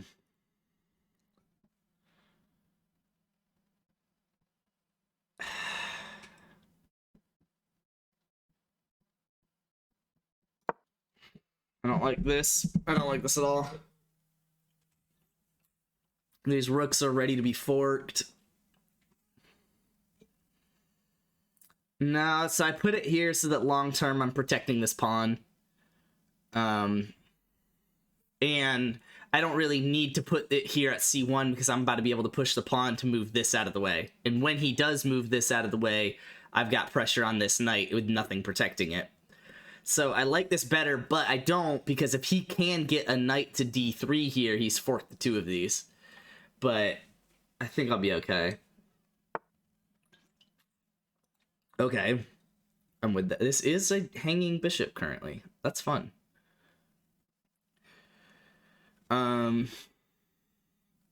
Huh. I could just put the king up. No. I could bring it down.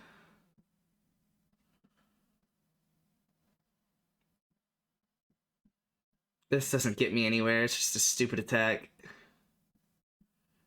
With no easy way to defend. I'm gonna bring it down. And this way I can kick both of these knights with pawns, which is what I want. I need to get these knights out of my face.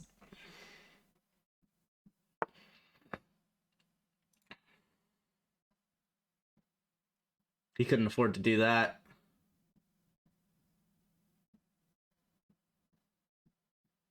He couldn't afford to do that.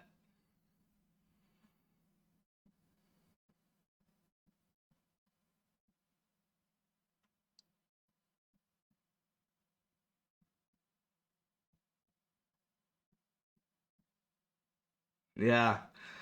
Now, knights are always crazy. Knights always get me fucked up. So maybe there's something I don't see, but I don't think he could have afforded to do that.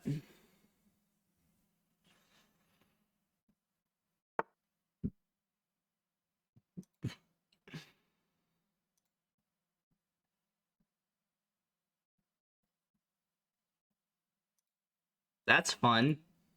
If I take, he's going to drop this rook down.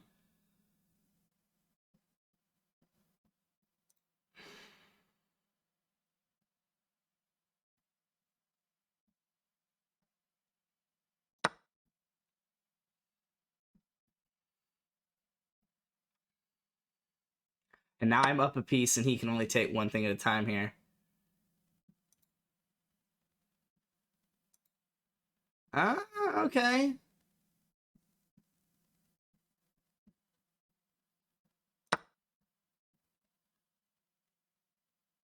I think I'm still good. Look what he's doing. The knights is. Yeah. I don't think he got it.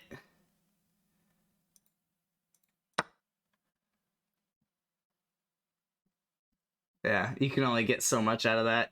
You got to pick one. And I don't. Now you can get the pawn out of it. You do get another pawn. But I'll probably get a pawn here. But now my king's in the center, and I actually like that he's in the center. Well, I mostly like that he's in the center.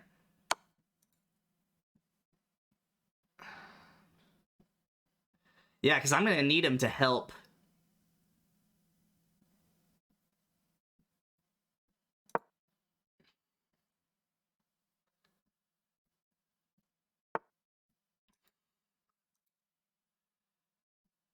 Do I just take the bishop, or do I go up a pawn?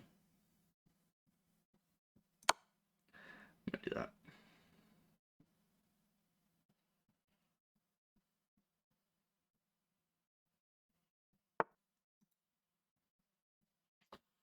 Can't put him in another check yet.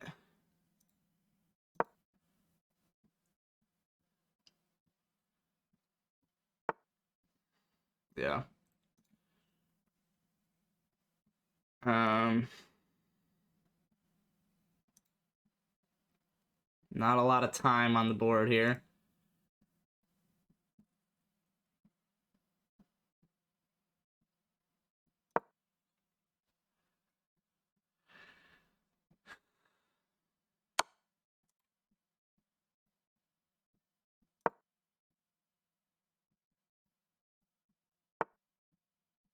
Okay.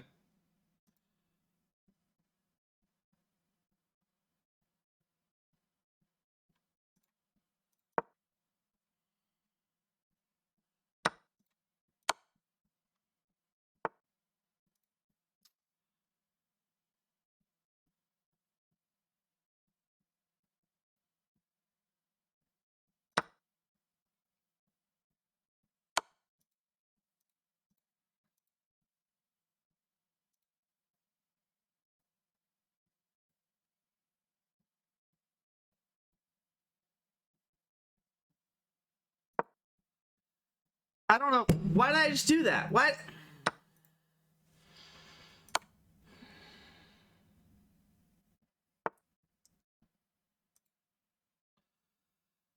I can't fucking believe I just did that. I was way overthinking that. Now I just gotta play safe. I'm still up on material, but I'm not up 2 pieces like I fucking should be. Do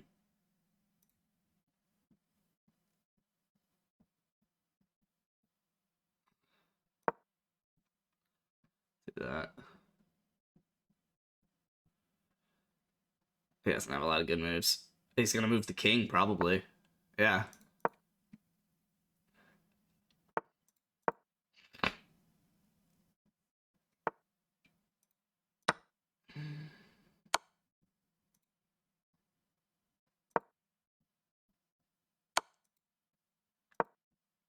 Do it again, I dare you.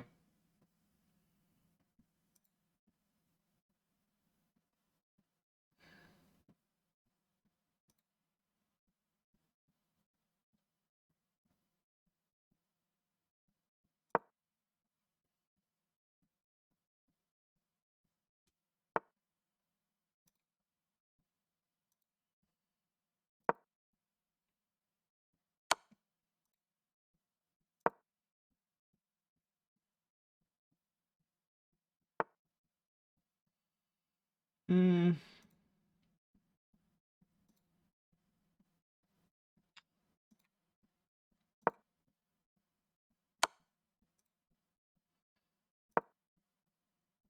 Oh my god, I can't believe I just did that.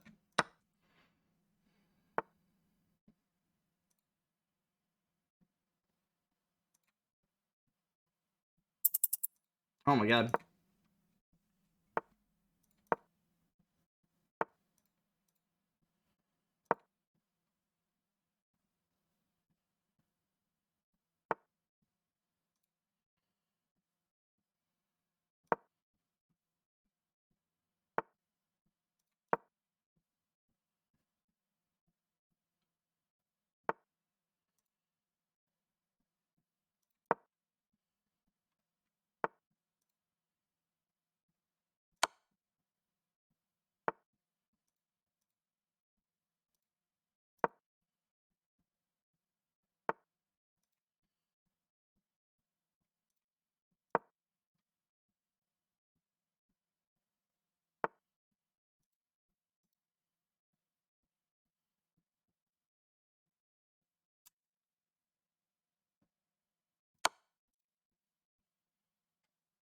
There we go. Holy shit, that I gave that back so many fucking times. Not all the way back, but I did not make that easy on myself. The pawn, that's e6, right? Yeah. You're already there. Yeah, that was insane. I realized all of my mistakes too as soon as I did them. Maybe not all of them, but I realized half of them as soon as I did them, and I was like, why did I just do that? 82 accuracy though, apparently. I played good other than the obvious shit. I'll say that. What about the better way to develop a piece?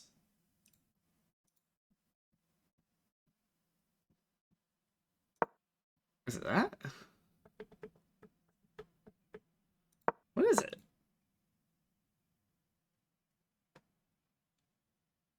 I mean, it's here, here.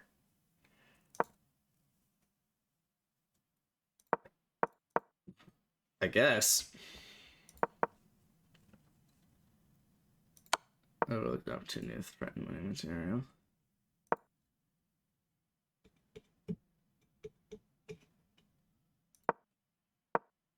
Sure, it's the same fucking thing.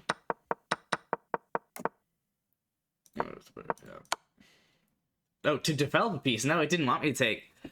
I would have folded at the end and probably stalemated because I was trying to finish that out. Yeah, especially on the clock that we had. A better way to develop a piece.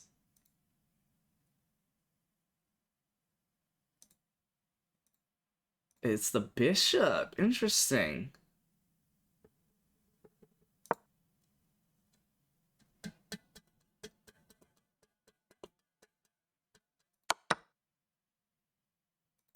I had a better move. No. Was it just to move to the side? Ah, I knew it. I didn't trust it. I didn't trust it.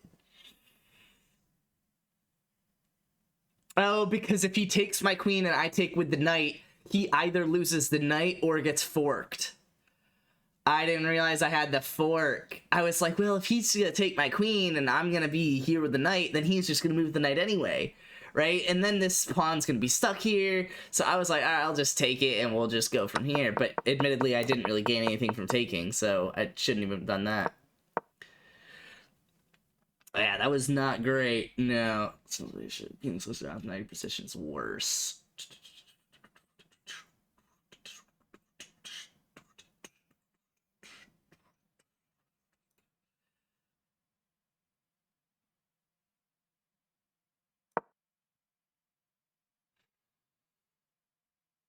I don't know, I kind of liked moving it to the wall. I know you're not supposed to put your knights on the wall there, but I kind of like it. Better way to move away from attack. That was the other option that I had.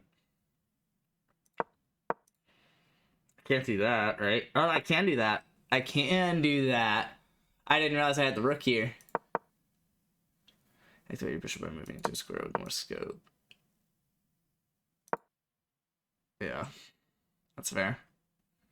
And then how did he give it to me? By taking with the rook. Yeah, I knew it looked even here. I wasn't sure how.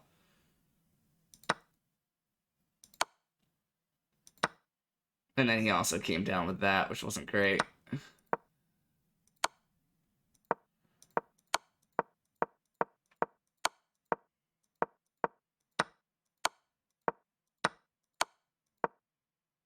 Yeah, that was annoying.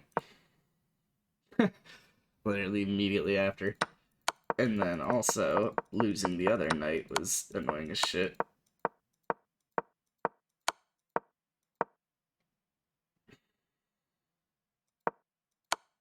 Yeah, it actually sat there for a hot second.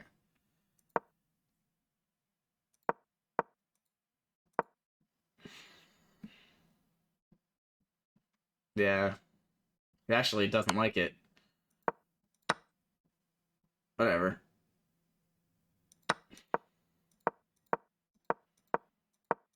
It was just a matter of time. I knew I had the lead, but... So, I actually am surprised he didn't go e4 here. Yeah.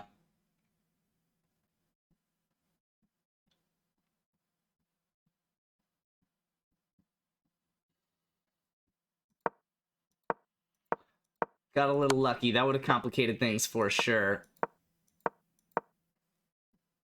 Yeah, mate in 4.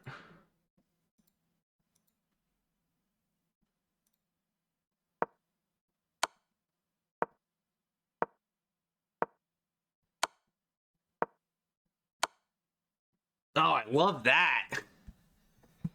Mate with a pawn. I was waiting for you to use the knight, and then it just kind of sat there. Well, it had to. It was protecting this pawn. It was sitting on h7, protecting the g5 pawn.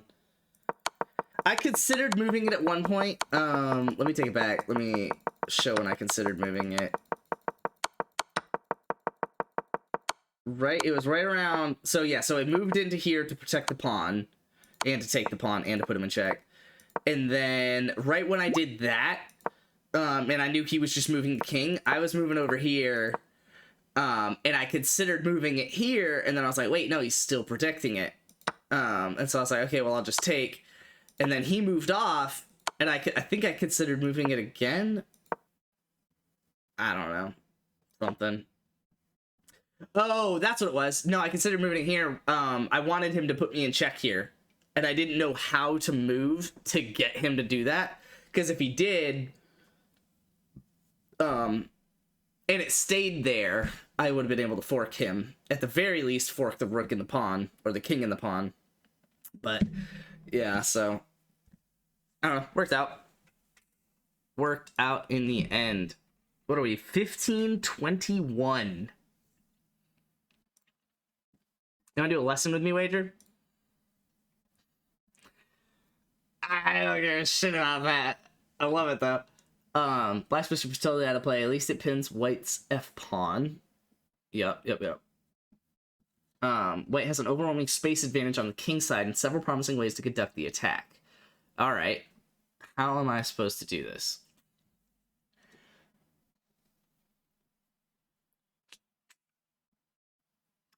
I'm down. Hell yeah. Okay, what do you guys think is the move here?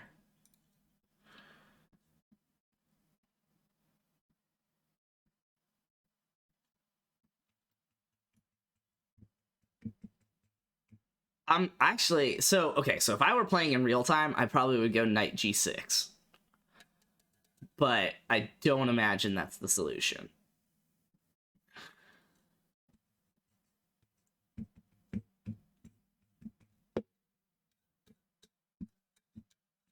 Because it threatens this rook and it's attacking this knight, which doesn't necessarily matter much. But if he does take with the knight, then I can bring in the queen and take here. But he'll still have 3 defenders of this pawn, and I've only got 3 attackers. It doesn't lose the knight. Got 2 things defending it. And they're going to come in and put the king in check. It basically tempts him to take it. It says, bet you fucking won't. But once he does take it and I bring the queen in, I don't really have much from there. Just mate, duh, exactly. So this pawn is pinned, but this square is not safe because of this pawn. Hint? Are we thinking a hint? I would imagine it's a knight move. The knight looks crispy in this. Hear me out, dive the rook. A lot of times it's some shit like that. On these lessons that I've been doing lately, it's like wild-ass sacrifices that end up working. Because it opens up some, like, file or some shit like that. I don't think that's the case here, but...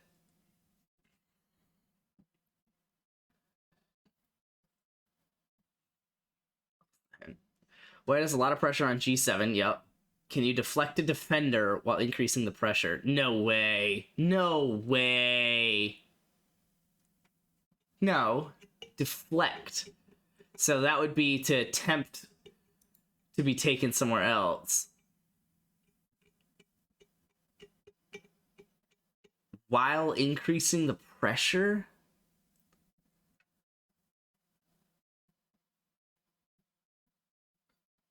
This is the only piece that's not attacking it. Is it this? Wow. I love that. I love that. It adds another attacker to this pawn so that I'm about to start attacking and I'm about to win it. No, not quite, but basically, because I can bring the queen. No? I don't... Okay, hold on. We're not done with this. Nice bait. You sack the queen. I see it. You sack the queen, I think, and get mate. Hold on. N6 moves the knight into the heart of the black's position and now attacks black's g7 pawn a 3rd time. Black's queen cannot move off the 7th rank, so it's not gonna take it anyway. But that's the thing. Especially now that he's got time to bring the rook in, now what do I do?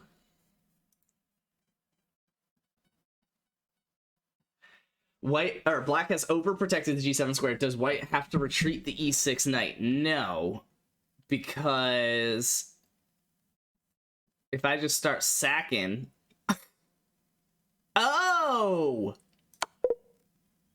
it's not enough. Okay, hold on. It's not enough after the one on the back, the one on top takes it. The queen takes h6. Yeah, that was what I was planning on doing. Okay, word. And then king g8. Oh, because he opens up the square by the rook moving. Okay. Will diminish each time a white knight captures a black rook. If white exchange everything on g7, black's bishop and knight would do fine against white's rook. There's much stronger continuation. Okay. That'd be fun. Sagging these nuts.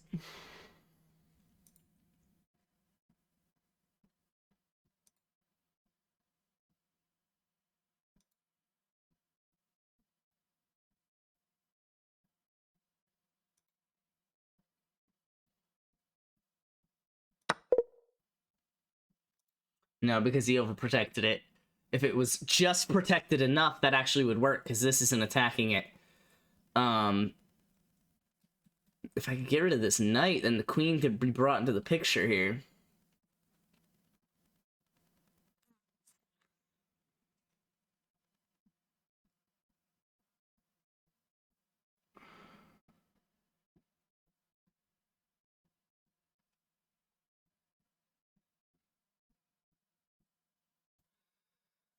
Take the other e knight. The pawn and the queen h6. Wait, what?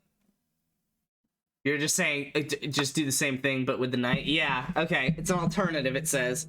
Holy shit, this is a lot. Okay, so knight takes, rook's gonna take from the top. Oh, whoops. Yeah, rook's gonna take from the top.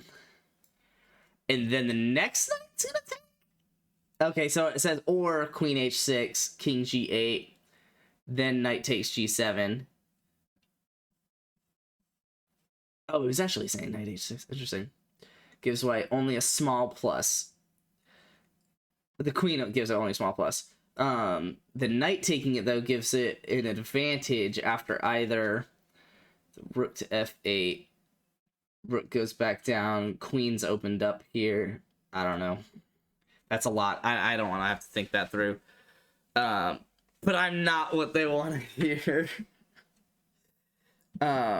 With a clear material edge for white. I somewhat prefer this variation of the text because an E takes it, comes with a strong threat while the other solution does not do that. Very good. Now take another look and try and find Lasker's idea. Okay.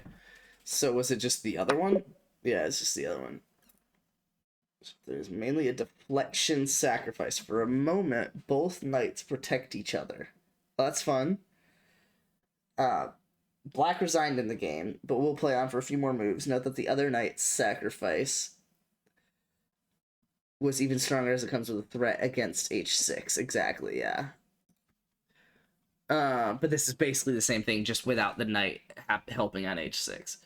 So, why was that a poisoned knight? Okay, how am I about to absolutely ruin this guy?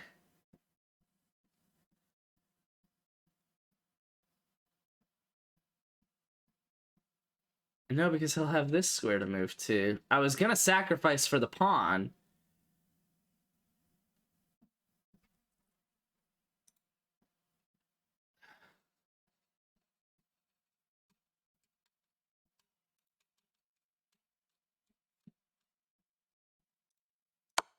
Oh, nut.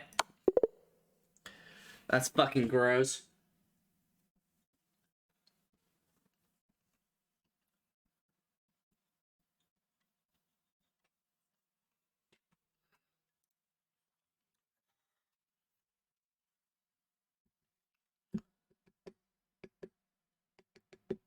Oh, it forked the king queen.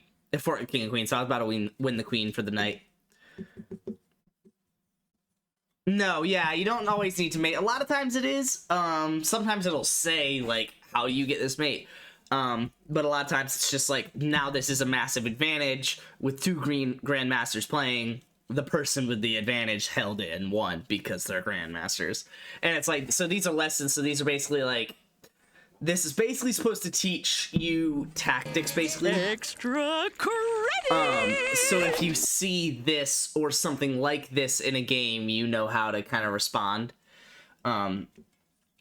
Laster's always unafraid, always ready for the struggle. To me, this is a sign of true greatness. White last attacked the rook on the queening square, to which black responded with the counterattack and d6 to my queen, forking the queen and rook on c8. Which threat is stronger? Well, I mean, fuck, I kind of want to bring this in. But no, he's got two defenders of this square, and if I did that, he would have three defend. Oh, wait, hold on. No, it would just be even play.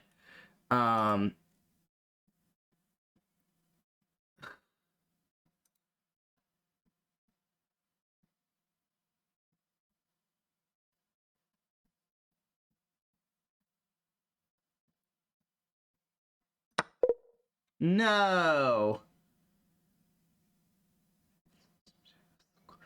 After rook takes, white appears to lose some material as the queen, the knight, and the important d7 pawn are hanging.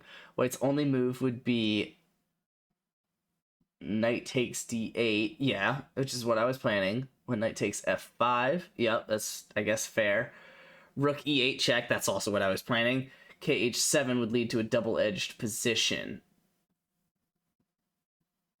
Knight takes f7. I'm not thinking there's a much simpler way to decide matters. Okay. Is it just you? Okay. All right. Well, that's, I mean, sure. Can we chess plus for my birthday? I do chess plus, but I don't want to pay for it. That's fair. And takes d8. So I can, can't I? Hold on. Gift. Word. Maybe. And takes d8, sacrifices the queen. Fuck, I'm good. That's what we do, baby. Yeah, I can gift you a year of diamond for 120 bucks. Wait, more gift options. I can't just gift a month of diamond?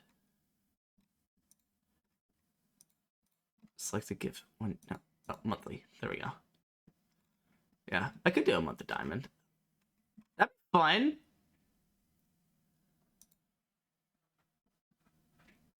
That'd be fun.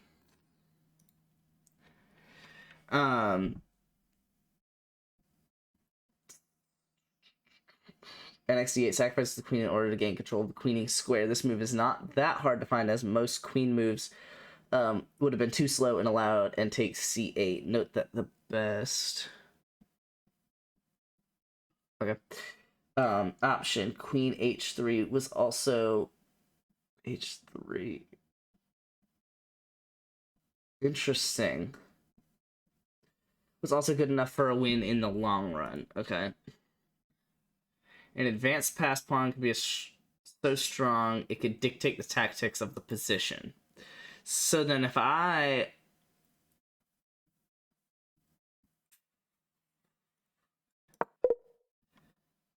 leads to a very original position after queen takes d4. Wait, what? Oh, just queen d4.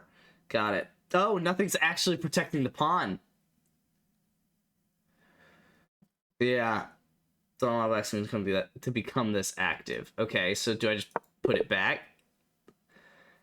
Okay. Is there faith in the past? Yeah. Okay. And it's threatening to take the rook. Okay. I'm with that. Black has sacrificed a rook for a mating attack on the white king. Okay. Black has sacrificed a rook. And he's all up in this business over here trying to attack the white king. How did Lasker finish the attack? Oh, you can't just go rook h4. And I can't put the queen anywhere here because then the rook can't go g4.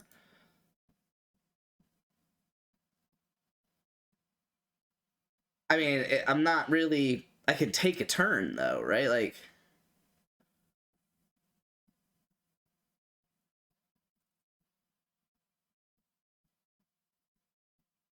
yeah, okay. And now the queen has to cover that. But now it doesn't matter because I can just go here.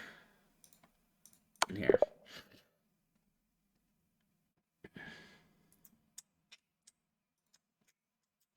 Wait, there's a great deal of pressure on the F and G files. So these two on the king. That's fair, with both rooks. And I got the knight sitting there with a bunch of pawns. Lasker should make an immediate breakthrough before black can organize a successful defense. So I need to start taking pawns. Okay, hold on. This is attention much too early. You should always strive to improve your position while not giving your opponent more space. An immediate breakthrough before black can organize a successful defense.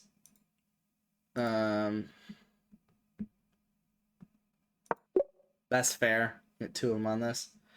Well, I will try to attack black's king with all of his pieces. Note the white's knight on h5 does not get into the way of either rook. Yeah. And now he's doing that. But I don't give a shit because I'm going to sacrifice.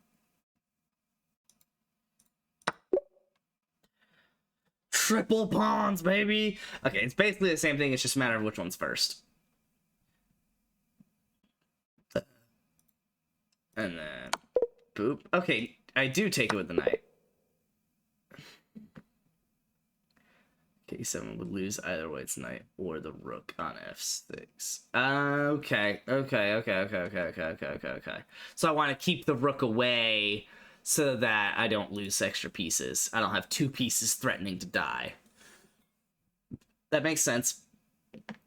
Looked to be past his prime when he lost the World Championship to Capablanca in 1921, but he rebounded and took first place in New York in 1924, one of the strongest tournaments of all time. Here, Lasker with white is not a pawn up, but his pieces... Wait, what? Not a pawn up. What does it even mean? He is a pawn up, but not actually. I think is what it's... Okay. But his pieces also dominate the entire board. There surely has to be a way to end this game quickly. If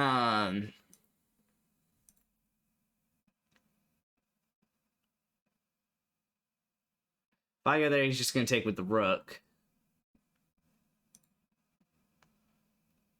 I need to get the queen off this square. Sorry, they're saying, okay.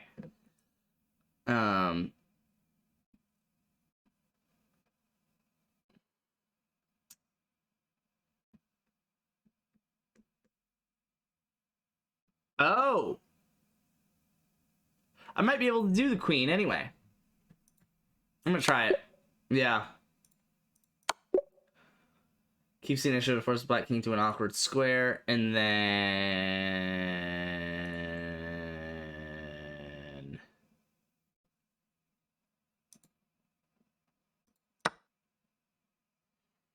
Force King... And rook before... Oh, okay. Well, that was what I was going for. But he just did it beforehand. I was trying to get more pieces off the board and then go ahead and take... And then I still have an extra rook on him. Yeah, he'll take the pawn, but... That's fun. Black seems to have a solid position, but white's pieces are more centralized and only need some extra scope. How did Lasker break through? So, I need to break through with my centralized pieces... Only need, so I need to, yeah, so I need to kill some people, basically, to get the scope that I want. Which is to say...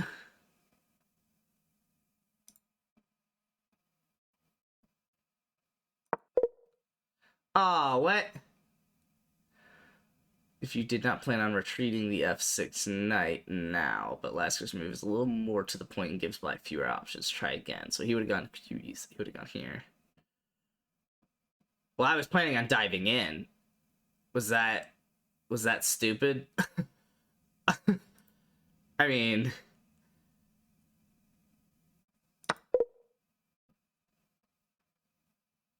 Okay, hold on. So then...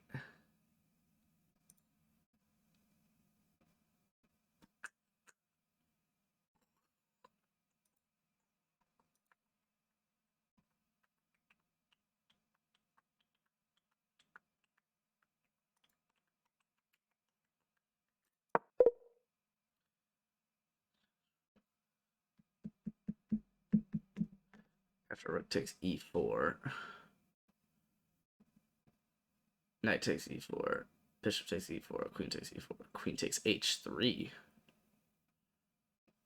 Okay. Yeah. Interesting. We're interested in much more. What are we interested in?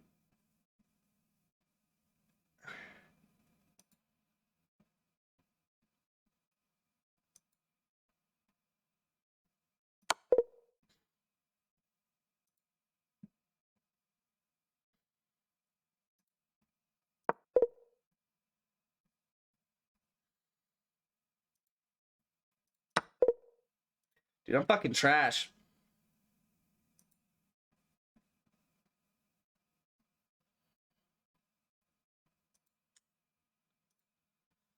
White's greater central control allows him to open the center by drastic means. Okay.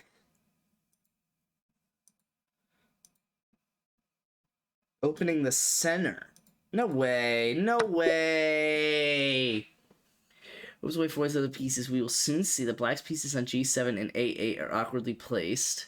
The knight and the rook. White's greater central control allows him to open the center by such drastic means. God damn it, early Rick Seals Jones get cuts, so now I don't have the tight end. And I have Snooper Cooper, baby. I love that. So, so now the queen can't go to E7 like he would have done. I kind of saw it. I just didn't see the main part. Covers the rook and E1. Now the passive placement of black's pieces become more apparent. So he's got to save the queen. Wait, what?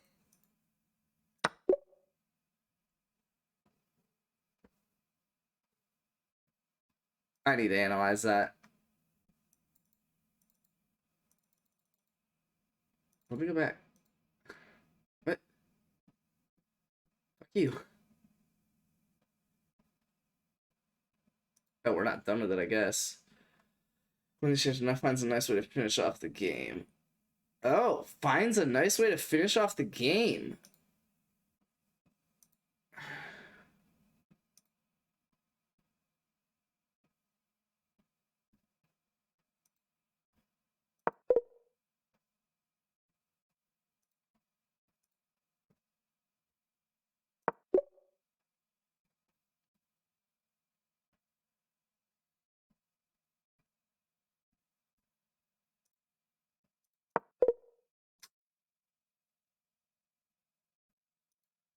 We're looking to win a pawn immediately.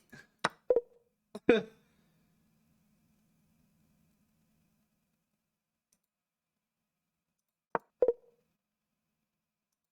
the most forcing continuation. Isn't that the best word?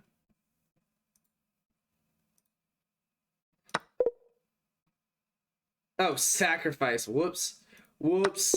Didn't see that. Alright, well that's not winning, but sure. I want to trade for another RV, that makes it really fucking disgusting. I want to try out Kirk, but I'm expecting to have to trade for a QB. Let's check fantasy. What do we got here? You talking about this team? Or you talking about this team? With Snoop Cooper, baby. Snoop Cooper. Projected 2.7 points. Rashad Penny's your RB1.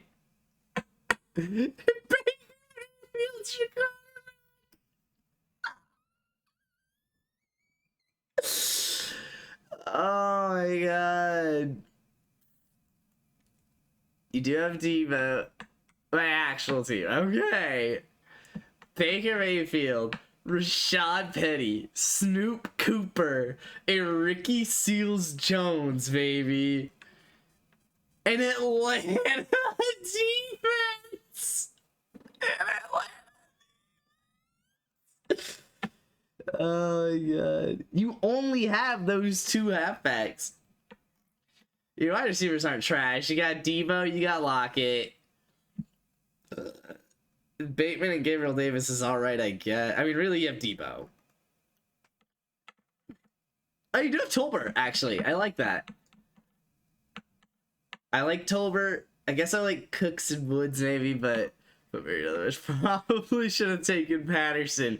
Yeah. Yeah, probably. That was amazing that you got Atlanta for the fucking defense. Dude, mine's actually not bad, though. Elijah Mitchell's good. Miles Sanders is good enough. Kirk Cousins is good enough. Amari Cooper's good.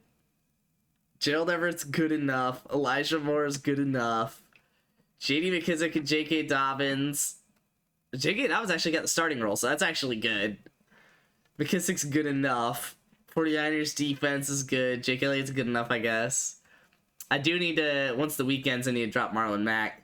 Kenneth Walker's good enough. Marvin Jones is fine. Gallup's good enough. I actually like this team. I actually fucking like this team. I ain't gonna lie, dude. I'm not gonna lie, dude.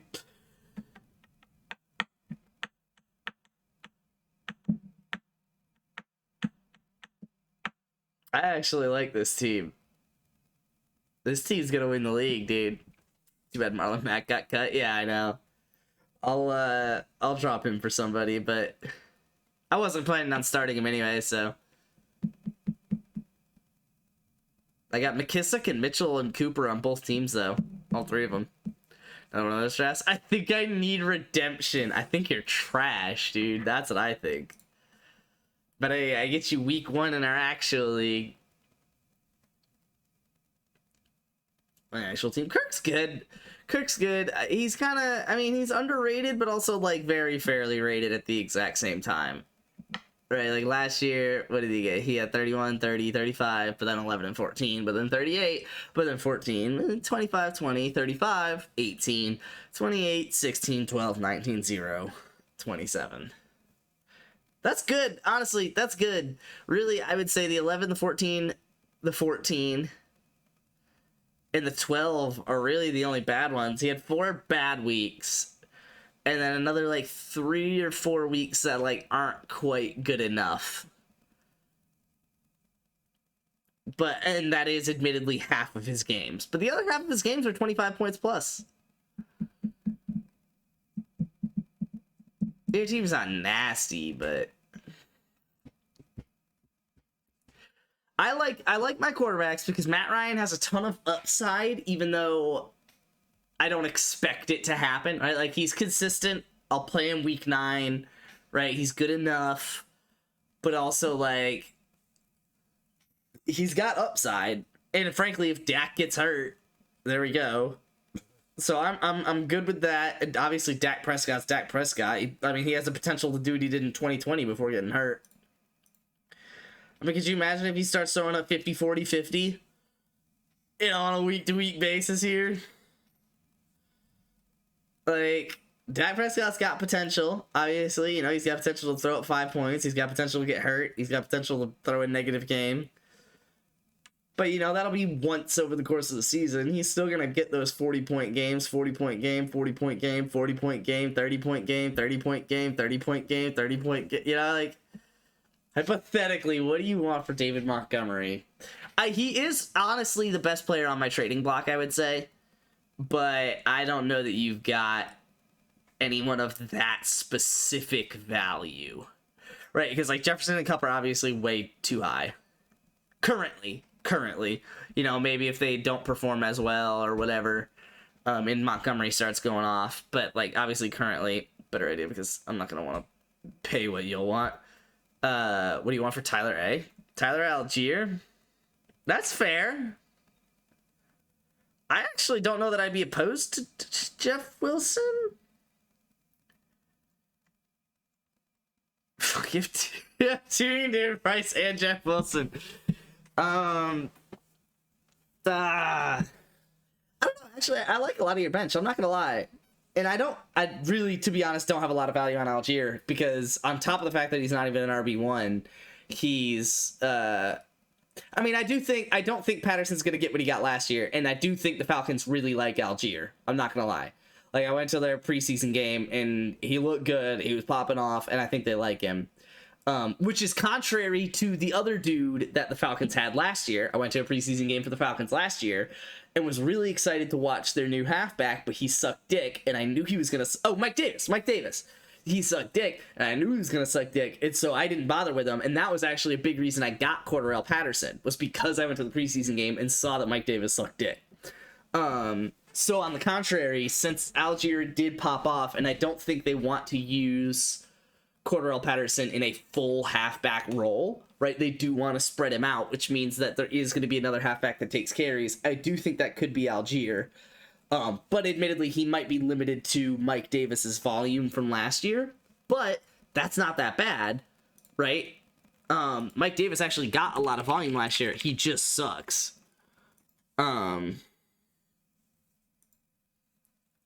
Right? Like, he was getting... Now, by the end, he wasn't. But, I mean, he was getting 15, 9, 12, 13 touches a game with, you know, 3-4 receptions, kind of. You know, like, he was getting volume, and I do think that Algier is going to fit right into that role. I mean, hell, even when they dropped him off and realized that he sucked and was only getting, whatever, 5 to 10 touches a game, he was still getting 3 receptions a game, right? So I do think Algier is going to fit right into that role, potentially even heavier, because, I don't think they're going to put Patterson in as heavy of a rushing role as he had last year. Because, like Patterson was as good of a halfback as he was last year because the Falcons only had Mike Davis, right? Like, when Mike Davis sucked, they're like, well, we have to run the ball, and we're not going to do it with Mike Davis, so we have to do it with Patterson. But that's also why they got Damian Williams and why they got Algier, is because they want, and why they got rid of Mike Davis, is because they do want to run the ball, and they don't want to only do it with Patterson. So I do think he's got a lot of value, but obviously, I think it's a split backfield. So he's probably in the 10 to 15 ballpark every week, right? He'll probably get, whatever, 9 rushes. He'll probably get 3 receptions, right? So he'll get 40 to 50 yards, 3 receptions for 20 yards, right? So he'll get 10 points a week, right? But I don't think he's got a massive ceiling. I think he could get a touchdown, right? So that turns 10 points into 16, right? But that's really where he's gonna bounce between 10 and 16, whether he gets a touchdown or not. But that's good, right? Like, that can be good enough. And looking at some of the people on your team, I would want someone who's got a higher, like, if I got rid of Algier, it will be because I want someone who's not just that, because I feel like a lot of my team is consistent, and that's what I want. I drafted that on purpose, right? I feel like Aaron Jones is going to be consistently high volume. Montgomery's consistently high volume. Cooper's consistently high volume. Thielen's consistently high enough volume. Mark Andrews is consistently high volume, right? So it's like, they may not blow up. They might be kind of touchdown dependent, right? Even Josh Jacobs, he's going to get the touches, right? But it's like, all of them have their own little setbacks, right? Not a good quarterback. Wide receiver 2, not a good quarterback. The only weapon on offense, right? There's no other wide receiver, so he might get stopped up a little bit, right? Literally just a tight end. You know, they might try and pull his volume back and get some other halfbacks in the game. So, like, everyone has their own downside, but they also have their upside to at least keep that floor. So they're going to be consistent players. But they're not going to have really electric ceilings, right? Like, honestly, Montgomery and Jones are the highest 2 ceilings that I've got. And, you know, it's like, they could blow up. I'm sure they'll each have a 40-point week, but it's not going to happen that often. But I want, like, more like that. I don't like you drafting Cooper and Josh Jacobs. I'm probably losing trade with Jake, but I really want. Yeah, you definitely lost it a little bit. You should have at least asked for money, but that's fair. But that's what I'm saying. So that's why, if I were to get rid of Algier, it would be because I don't need another consistent 10-point person. I want someone electric. I want someone on my bench who I'm risking something on, because I don't really have that, honestly. Like, I got 2 quarterbacks. Neither of them are a risk. McKissick's just another consistent, 5 receptions a week kind of guy. Devontae Parker is just a wide receiver 1 on a bad team. You got to get those. Alec Pierce is probably the biggest potential that I have. But then this is going to be the Cowboys receiver. He's got potential too, I guess, but I mean, that's going to be less likely. And then Randall Cobb's probably just more of a consistent guy. So, like, I mean, really, these 2 receivers are the only really blow-up guys I've got. So I would have probably said James Robinson, but that was probably asking for too much. I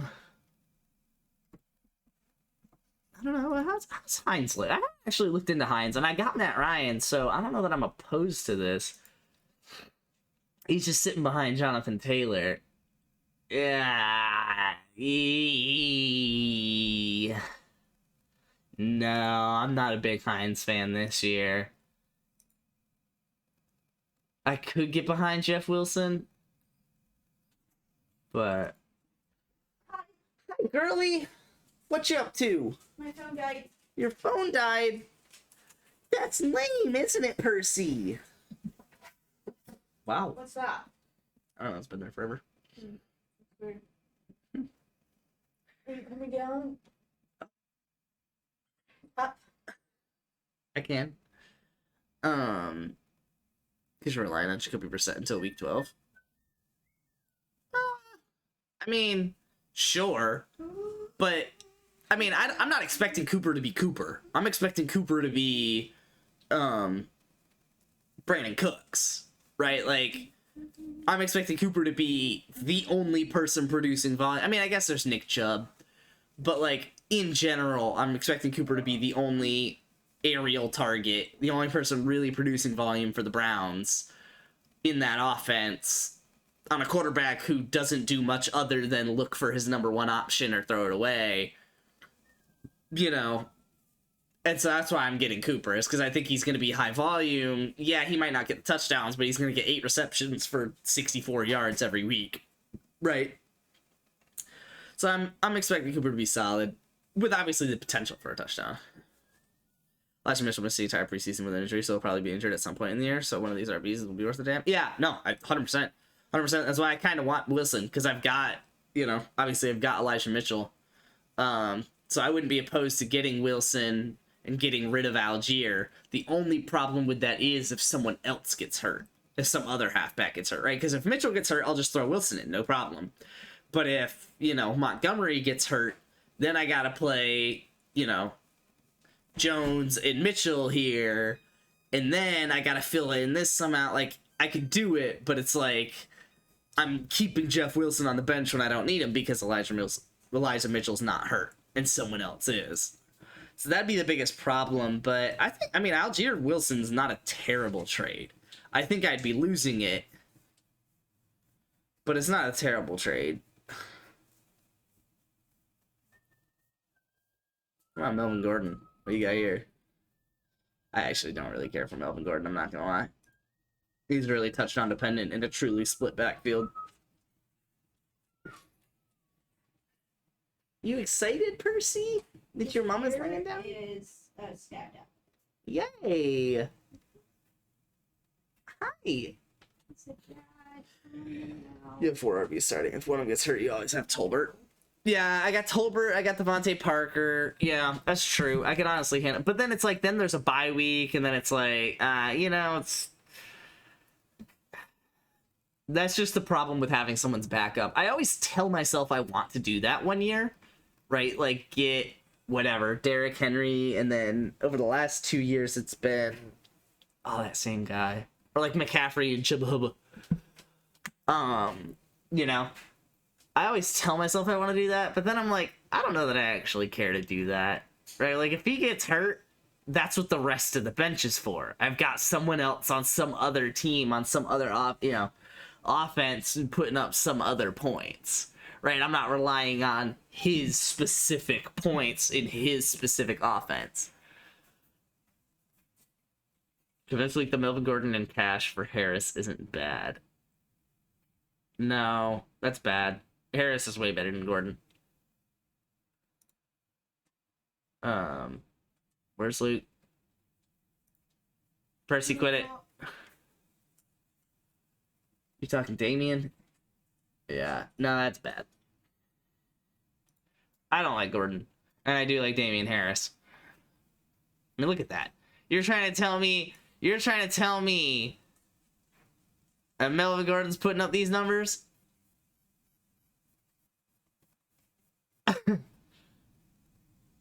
Bro, half the time he's putting up 20.